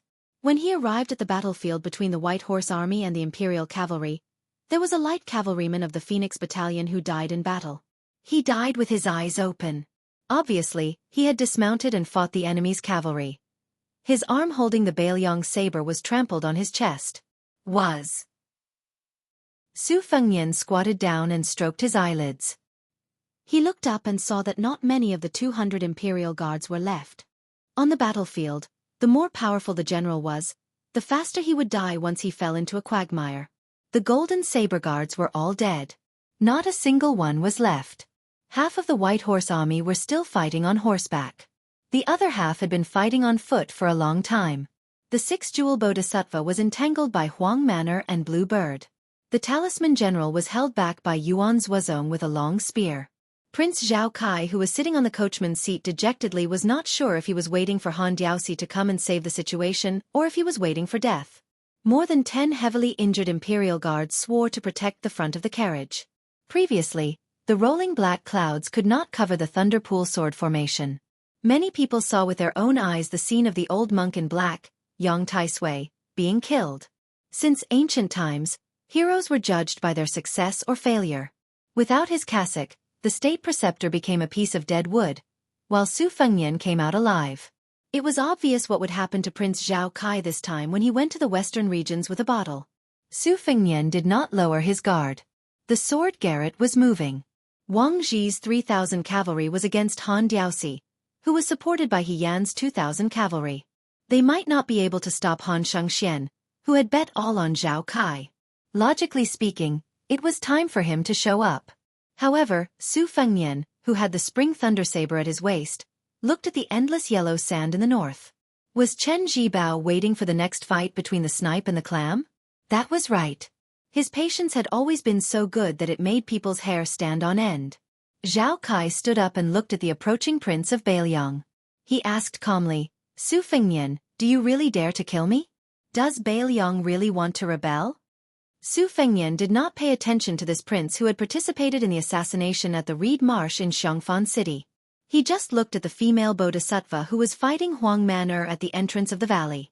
Zhao Kai can give you a silver bottle that symbolizes the Liang dynasty. I'm not the son of the Zhao family, so I can't do it.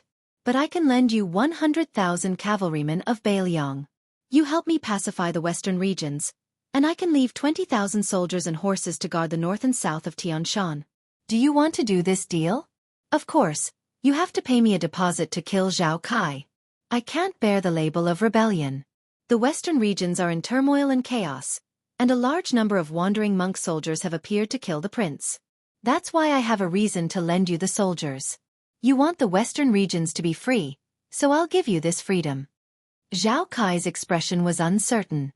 Yuan Meng tore off a strip of cloth from his inner robe and wrapped it around the knife wound on his arm.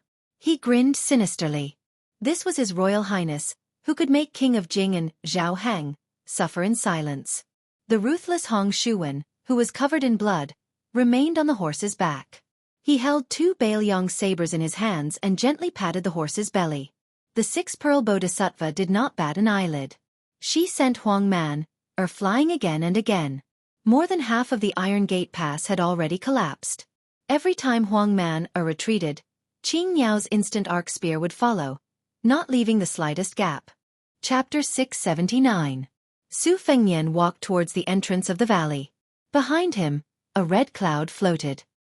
He turned around and saw the otherworldly item dragging a small and withered corpse. The otherworldly item landed behind Su Fengnian.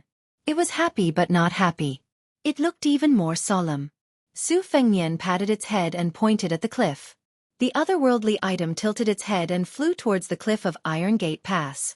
It stepped on a big hole and placed Yang Taisui's corpse into it. A master of Taoism was buried on a wild cliff. Su Fengnian waved his hand and signaled Huang Manor and Bluebird to stop. The otherworldly item circled around the mountain peak and landed on the narrow road behind the entrance of the valley, blocking the escape route of the Tantric Dharma King. Su Fengnian looked at the Buddhist mirror in the woman's hand. It was like a small world. He smiled and said, "I don't know when Chen Zhibao will come. Are you waiting for him too? If my crow's beak is right, we don't need to talk nonsense."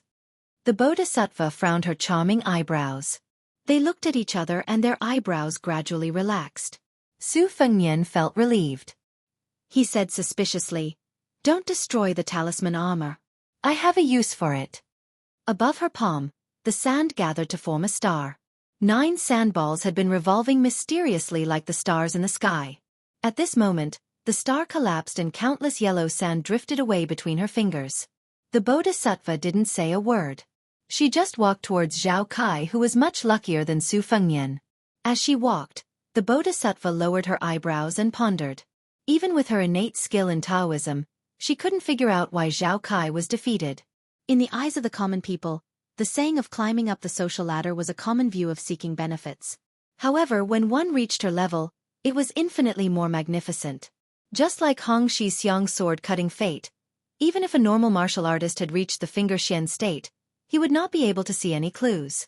However, the people of the 3 sects, especially the Qi cultivators who were proficient in Qi observation, could see the pillars of Qi collapsing one by one. Similarly, the people of the 3 sects attached themselves to the imperial court and each had their own motives. Take Mount Longhu's great heavenly master Zhao Danping for example. She had stayed by the emperor's side all these years and bore the infamy of Prime Minister Qingzi. In fact, she had benefited greatly.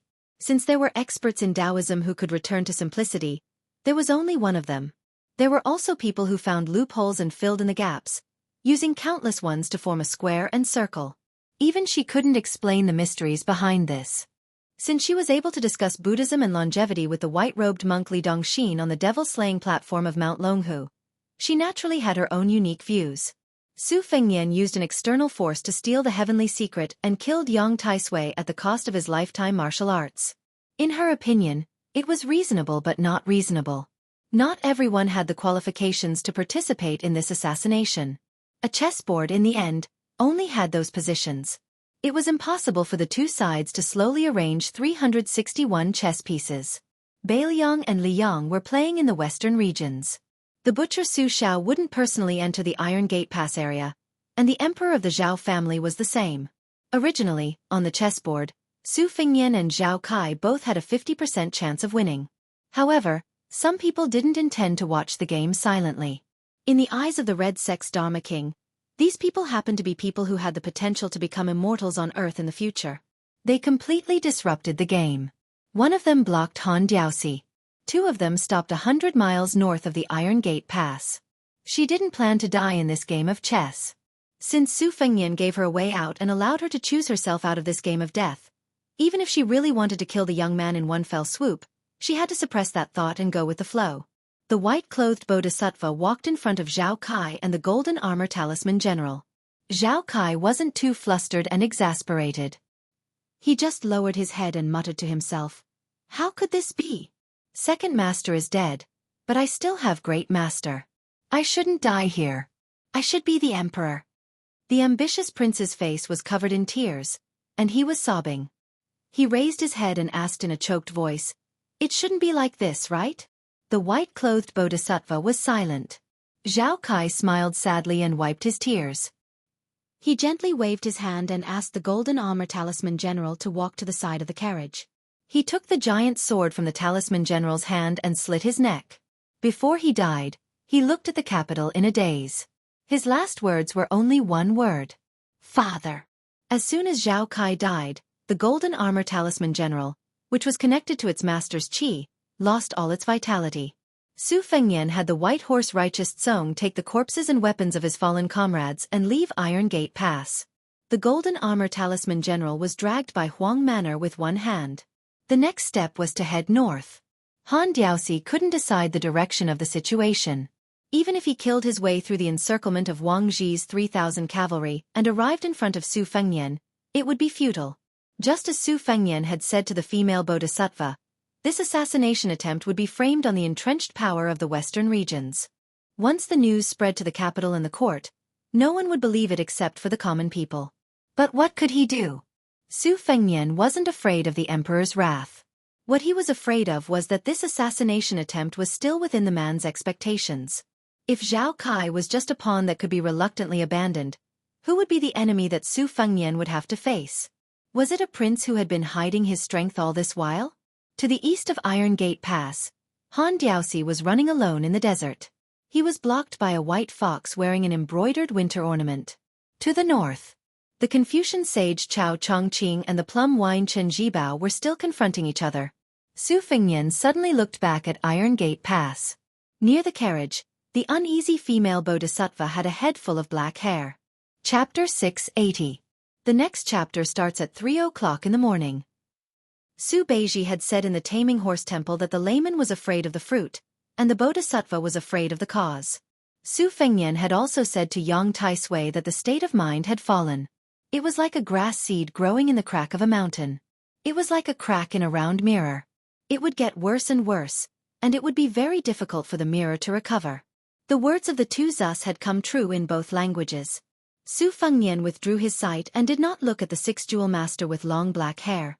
The 800 white horse warriors had been carefully selected. Before the attack, they had removed the Bailiang army's mark. At this time, they did not have to worry about being caught. Even if there was a master following the vine to find the melon, Su Fengnian could be said to be framed by the western region's monk soldiers. The key to deciding the direction of the quarrel was not morality or the truth, but the strength of the soldiers behind the chess players. Su Fengnian took the silver bottle from the brocade box in the carriage from Bluebird's hand and smiled faintly. Yuan Zuozong held his spear and rode half a horse behind Su Fengnian with a dignified face. According to common sense, His Royal Highness who had killed the old monk Yang Tai-sui alone should be in low spirits. It was expected that he would be in a coma. However, Su Fengnian was riding his horse. He was in high spirits and did not look tired at all. Instead, his aura was at its peak. Especially the spring and autumn sword that was forged with the spring and autumn spirit as the Xian embryo. The sword aura was soaring into the sky. Although it was not out of the scabbard, there were still faint dragon roars like 9 evil dragons overturning the sea. Yuan Zuozong sighed in his heart. It was a tragic victory. Moreover, there were still many undercurrents hidden under the water. Yang Tai-sui had died in the battle, and Prince Zhao Kai had committed suicide. In this way, the relationship between Bailiang and the imperial court had been completely wiped out. Yuan Zuozong smiled and looked at Su Fengnian's back. Next time, if there was a war, it would be him leading the old Bailiang soldiers to conquer the world. Thousands of miles of yellow sand. After a long time, it was a boring scene. However, in everyone's eyes, it was desolate and shocking. It was truly a scene of heaven and earth. Within a radius of 30 miles, there were countless different-sized gullies. There was no clouds day's time, and the thunders gradually subsiding.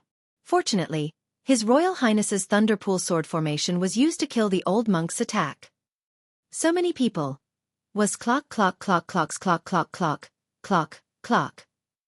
With the help of Su Fengnian, Yuan Zuozong, and Su Longxiang, the six-armed otherworldly item, and the green bird, this cavalry troop that could only be described as invincible finally arrived at the edge of a bottomless, 20-zhang-wide chasm. A middle-aged Confucian in a green robe was standing there with his hands clasped behind his back. His sideburns were white, and he looked very handsome. The Confucian sage, who became an immortal in the West Wall, laughed loudly. Let's go. Su Fengnian raised his arms. Except for the Daning, the otherworldly item's new arms, the others followed Yuan Zuozong's lead and went around the gully.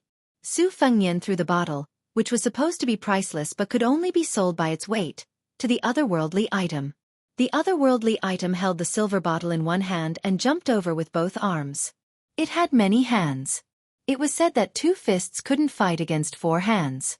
Facing a 6-armed otherworldly item, no one would have the confidence to win. Even Chao Chongqing, who had read thousands of books and traveled thousands of miles, couldn't help but take a few more glances. Chao Qingyi saw Su Fengnian's eyes wandering. He smiled and said, "Your second sister, Su Weisheng, was seriously injured. She was sent to Bailiang Palace by the princess. As for Chen Zhibao, who we don't know, he went to Western Shu alone. I believe everyone in Liyang will soon know that there is a second prince with a different surname. However, he is lower than the prince of the 6 great vassal kings. He is only the prince of Shu."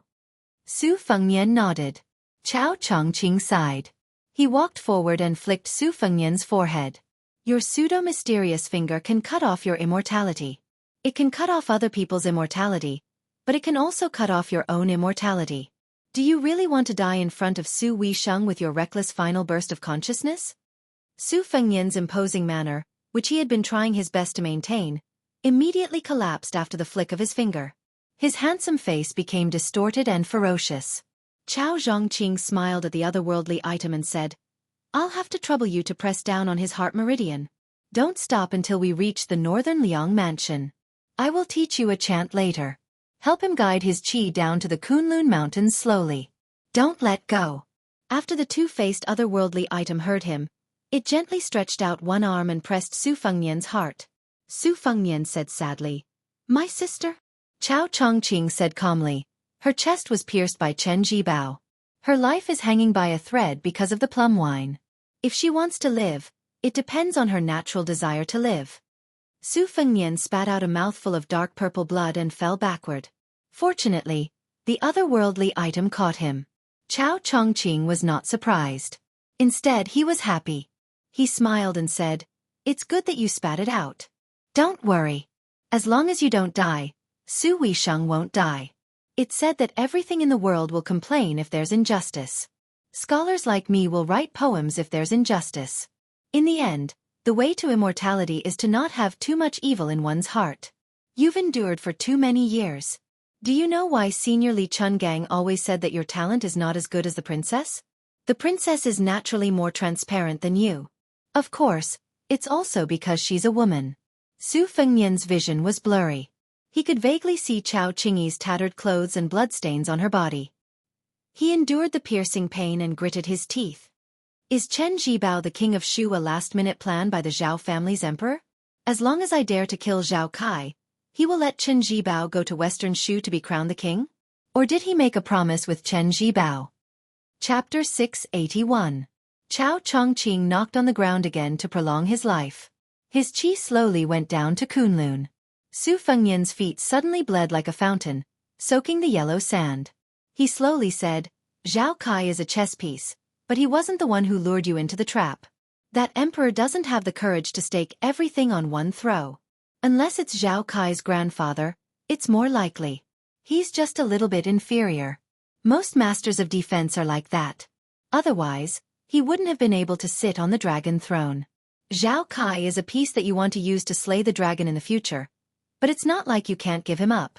It all depends on how Bailiang deals with it. Without this assassination, Zhao Kai would have had 10 years to establish a firm foothold in Western Shu and Western regions and cut off Bailiang's escape route. With enough capital, Zhao Kai might have been able to ascend the dragon throne.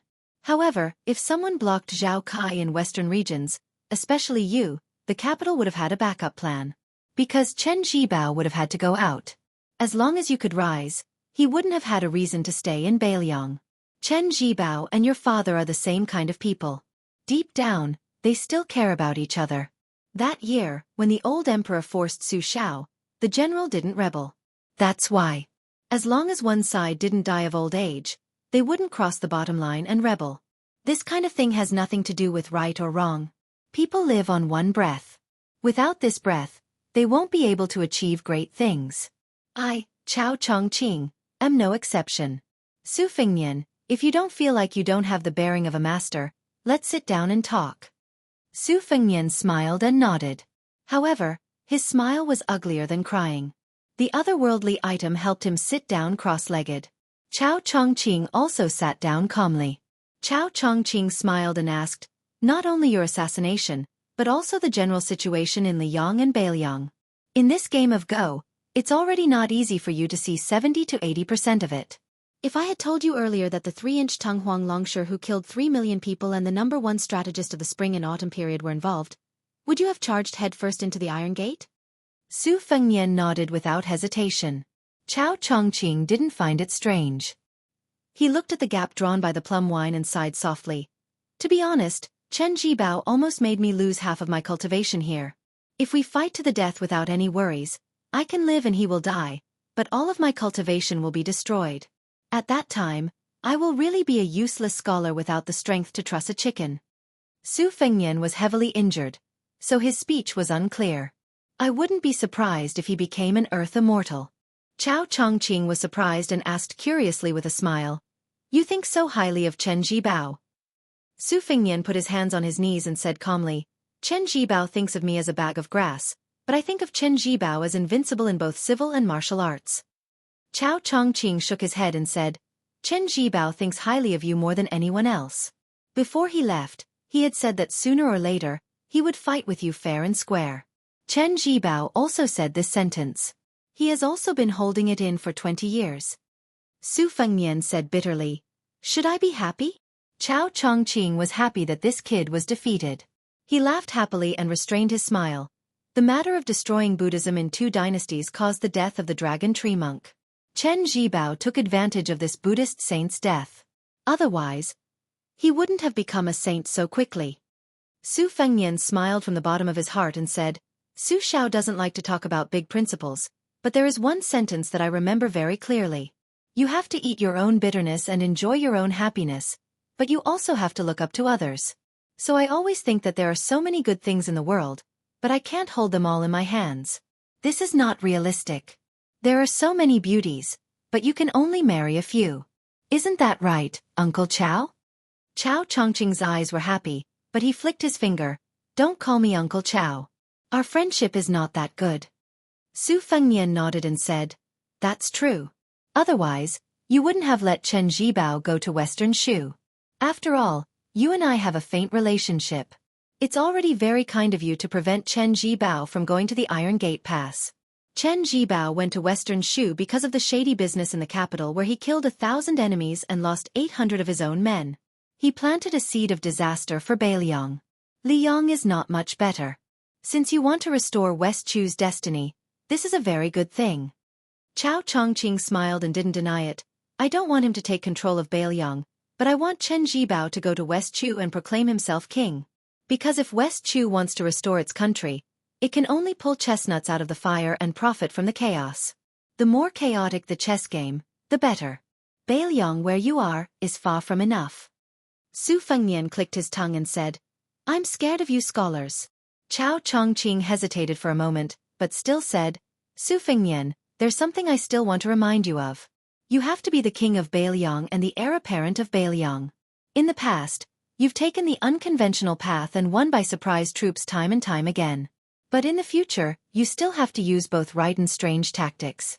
Just like this ambush where you pull one hair and affect the whole situation. In the end, there are many things that not only the son of the Zhao clan, but also the old foxes of the Liang dynasty like Zhang Julu and Gu Jiantang are well aware of. It's just that under Li Yishan's instructions, Su Shao has taken the path of overt scheming these past few years. He can't be criticized, and that's why Beiliang has the foundation it has today. Don't let down the expectations of the older generation of Bailiang. Zhao Kai didn't lose in terms of luck this time, but because he wanted to use the small to fight against the big, and seek great riches and honor in the midst of danger. But he forgot one thing. He's a prince and has to fight for the throne. But in times of peace and prosperity, the sons and grandsons of the Dragon Clan who are approaching the throne step by step all emphasize on keeping a low profile. In the capital, the first prince has shown his power and the fourth prince has hidden his power. You have to be careful. Su Fengnian slightly bowed with his hands folded in front of his chest. I sincerely appreciate your advice. Chao Chongqing gently waved his sleeves and folded them on his knees. To be honest, I didn't like you before. I thought you were fickle and sentimental. But now that I've seen some things with my own eyes, I think you're a better person. Last time when I went to Beimang, I passed by Bailiang and had a secret meeting with the great general. This time, I acted according to the agreement and stopped Chen Zhibao. It can be considered that I've paid off the old debt that West Chu owes to the Su family. From now on, we don't owe each other anything. If it's time to kill you, I won't hesitate to do it. Su Fengnian smiled. Aren't you afraid that your princess will scold you? Chao Chongqing was stunned. He bent his finger and flicked Su Fengnian's forehead, making the latter take a deep breath. The otherworldly item's joyful face smiled knowingly. Su Fengnian muttered to himself, it's almost winter. She's going to get frostbite again. Chao Chongqing was speechless. He smiled and said, that's right. She's going to make a scarecrow and scold you again. The otherworldly item helped Su Fengnian get up. I'm in a hurry to go back to see my sister. I'm sure the princess doesn't want to see me. Uncle Chao, should we part ways or walk together? Chao Chongqing stood up and brushed away the dust. Let's go our separate ways. Don't try to worm your way into being friends with me. Su Fengnian let the otherworldly item float onto the horse's back. He cupped his hands and bid farewell to the Confucian sage Chao Qingyi. He left them in the dust. Chao Chongqing stood in place. This time, Su Shao appeared at the border wearing a general's armor instead of Prince Liang's boa robe. Therefore, Chao Chongqing watched as the young king of Bailiang left. Chapter 682. After that, Huang Longshi. The whole Liang dynasty liked to use this saying to ridicule someone's hindsight.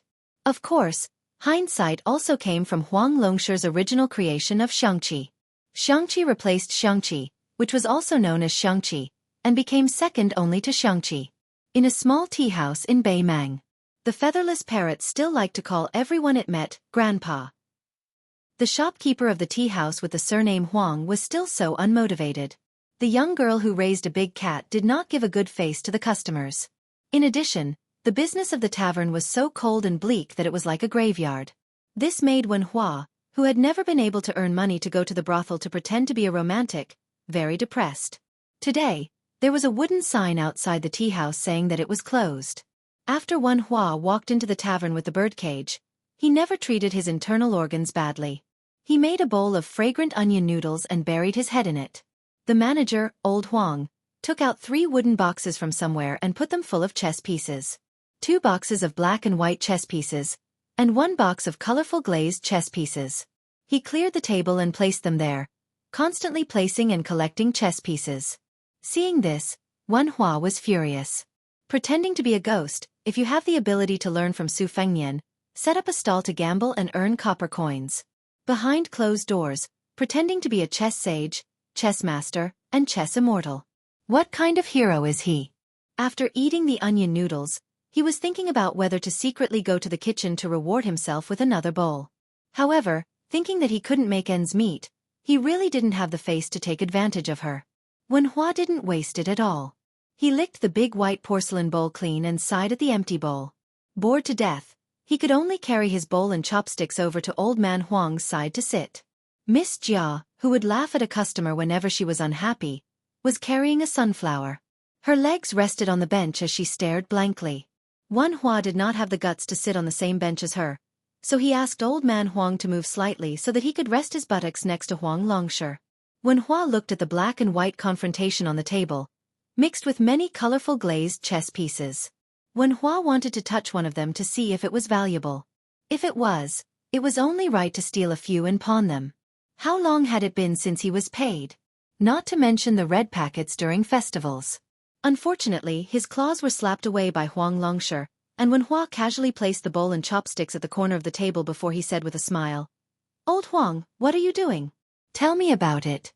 Huang Longshi immediately held a box of glazed beads in one hand while his fingers moved slightly with his other hand, and he held his breath with rapt attention while ignoring Wen Hua's clamor. Wen Hua felt bored and could only turn his head to look at the young girl who liked to chuckle. The Jia family's Jia family is raising the price to fake Jia Jia. Let me make things clear to you. That big cat is a glutton. We can't afford to raise it. The delicate and pretty young girl chuckled and didn't even look at Wen Hua. Wen Hua, who worked hard for the tavern, slammed the table and said angrily, "Don't rely on old Huang to support you. Ha ha ha, I don't have the divine ability to turn stones into gold. The three of us can't even eat as much as that big cat. The business of the tavern is so bad, but you don't seem to care. Say, didn't the customer from yesterday say that the tea wasn't good enough, and you wanted to take a plate and cut his head? And the customer from 3 days ago, he said that the tea wasn't fragrant enough, and you wanted to twist his head. Do you still have the law? Have I become a pig looking in the mirror? Am I not human anymore?" The young girl faced Wen Hua and chuckled. Wen Hua slapped his forehead. He was so angry that he suffered internal injuries.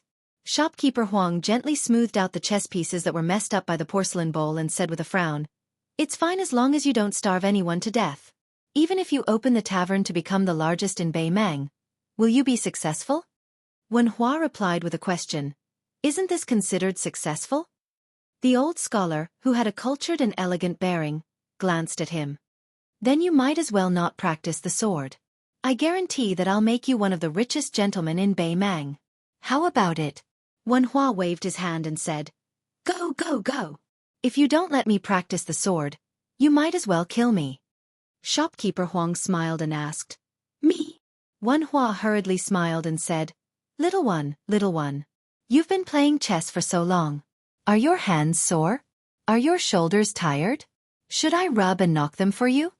The more chess pieces were placed, the densely packed black and white chess pieces and the relatively sparse-colored glass pieces on the table.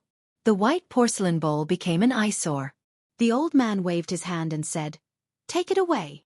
Wen Hua exclaimed, picked up the bowl, and jogged to the kitchen. It was not very particular to make a bowl of scallion noodles for himself, but it was better to be happy together than to be happy alone. It was still okay to make 3 bowls of noodles for that strange father and daughter. Ignoring that kid Wen Hua, old man Huang looked at the chess game that was becoming clearer and clearer. He fiercely knocked a relatively large colored glass piece into the center of the board, and then he seemed to be hesitant about whether or not he should pull out a colored glass piece. The old man put down the chess box and said to himself, "My daughter, I've missed this good show this time.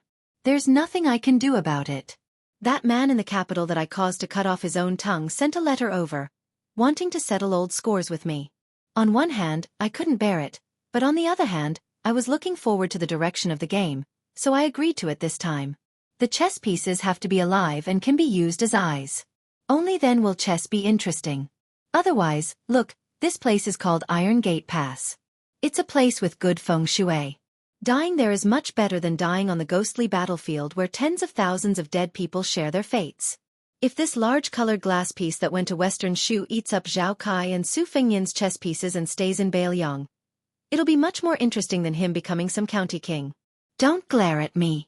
It was that kid who wanted to barge into this game of chess. This time, I didn't do anything to trip him up. Don't worry, that kid made a big profit this time. He's going to be the king of Beiliang for sure. Su Fengyan is dead, and Chen Jibao is the king of Beiliang. He'll have to live in Su Zhao's shadow for the rest of his life. The Zhao family owes the Su family old scores, and with Chen Jibao's temperament, he'll definitely make them pay back bit by bit. That man in the capital doesn't want to see this happen. But that guy underestimated the next king of Beiliang. How can that kid surnamed Su be more open-minded and magnanimous than Chen Jibao? You can't blame that guy. After all, on the surface, Chen Jibao is much stronger than Su Fengyan. Much stronger. But in a game of chess, if one's eyes are shallow, he'll suffer a great loss. The young girl shook the golden sunflower and chuckled. Chapter 683. The old man's life was full of tricks, which made people confused. Sometimes, People would only realize it after 10 or 20 years. However, the old man rarely told others. Since the person beside him was his daughter, he didn't hide anything.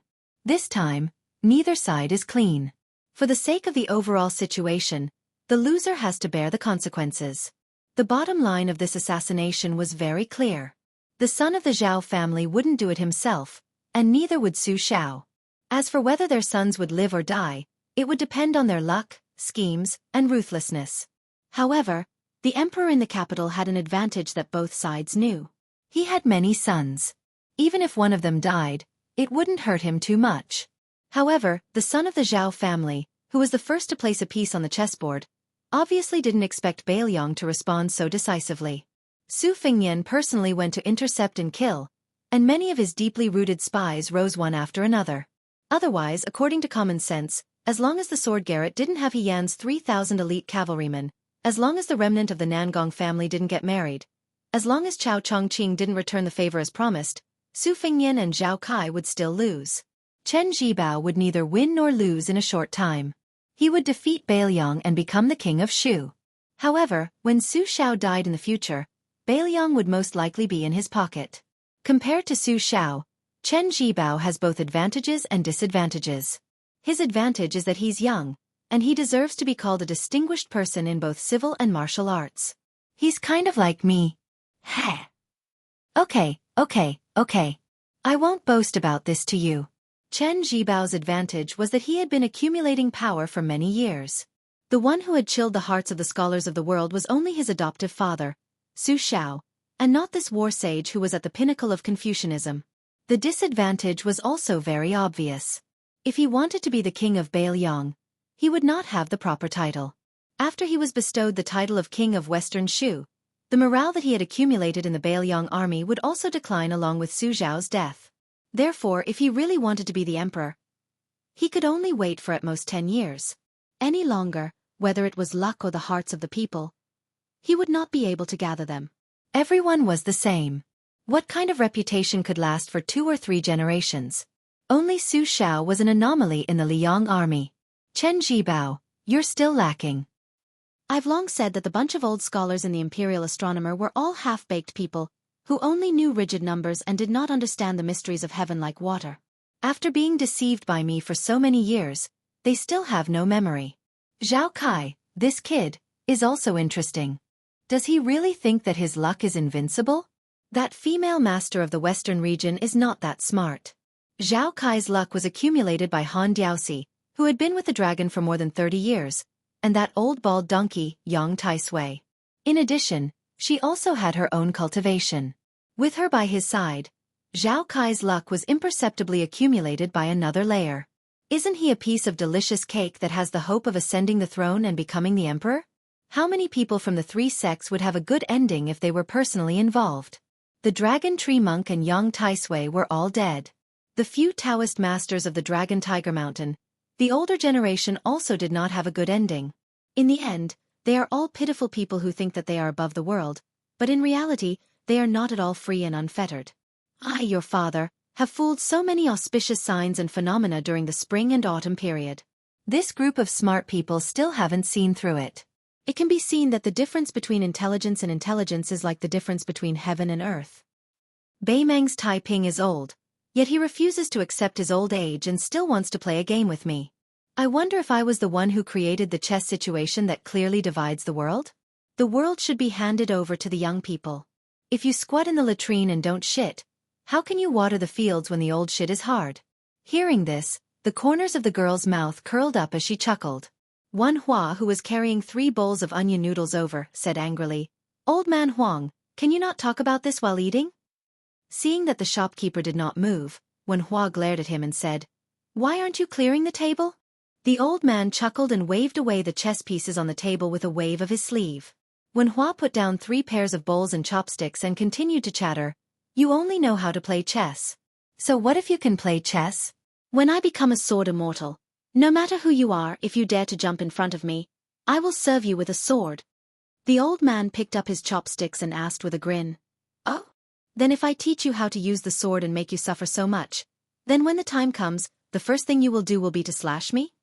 Wan Hua laughed and said, I wouldn't dare, I wouldn't dare. How could I, Wen Hua, be an ungrateful person? I'm handsome, have a good temper, and have an ancient heart. Not to mention these advantages, the key is loyalty. The old man shook his head with a smile and was slightly helpless. He picked up a fragrant onion noodles with his chopsticks and ate with his head lowered as he said, "Go to Liang's capital." Wen Hua was stunned and asked in a low voice, "You're going directly to the capital to make a name for yourself? Don't you need to warm up your hands in a small place first?" The old man wrapped a chopstick of noodles and didn't stretch his neck to help his daughter blow the hot air off the noodles, fearing that she would burn herself. The girl laughed brilliantly and plucked a small petal of sunflower before placing it on the edge of the old man's bowl. It looked festive. The old man was in a good mood and said to Wen Hua, "Don't you want to amaze the world with a single brilliant feat? Also, you'll be able to see the white jade lion, the brothel girl that you fell in love with at first sight." Wen Hua slurped the noodles and said with a smile, "What's wrong with a brothel girl? I just like her. I'm definitely going to the capital this time." The old man smiled lightly. After eating the noodles, the old man took out some silver and instructed Wen Hua, who had finished cleaning up the bowls and chopsticks and returned to his seat. "Go buy a jug of good wine." Wen Hua rolled his eyes and said, "Only you, old man Huang, can make a tea seller go buy wine to drink." Not long after, Wen Hua returned with a jug of wine, and the old man said indifferently, "Keep the remaining silver for yourself." Wen Hua chuckled. He said that he was going out, and then he went to the small room in his residence and took out a bag of silver that he had hidden well. He put it all away and ran out of the tea house. He had long since taken a fancy to a set of erotic paintings. Today, he had finally gathered enough silver and went out to buy it. In the past, he and Su Xiaoshou both had this kind of hobby. However, at that time, they were traveling the Jianghu and were so poor that they didn't know what to eat every day. That was because they had no money. Now that they had some money, they had to think about their brothers. Wen Hua thought that the next time they met, he would take this as a meeting gift. The gift was light, but the sentiment was heavy. "If that brat dares to dislike it, I'll definitely use a wooden sword to cut him." Hee. The girl didn't drink and watched the old man drink alone. The old man laughed softly and said, "Of the 13 rankings of the spring and autumn period, I alone occupy the top 3. As for the other 10 people, apart from Chen Zhibao who entered Shu, and Song Guanhai who dominated the literary scene of Liang for these years, they have pretty much all left. Oh, the 3 heroes of the Song family are also about to be killed by Lu Swan." The old man didn't seem to have a good tolerance for alcohol. After drinking more than half a jug, he fell asleep. The girl went to get a thick coat and quietly covered the old man. Then she stayed by his side and began to stare blankly again. The old man was still murmuring drunkenly, "Zhuanggong dreams of a butterfly dreams of Zhuanggong? I dream of Zhuanggong. I dream of a butterfly."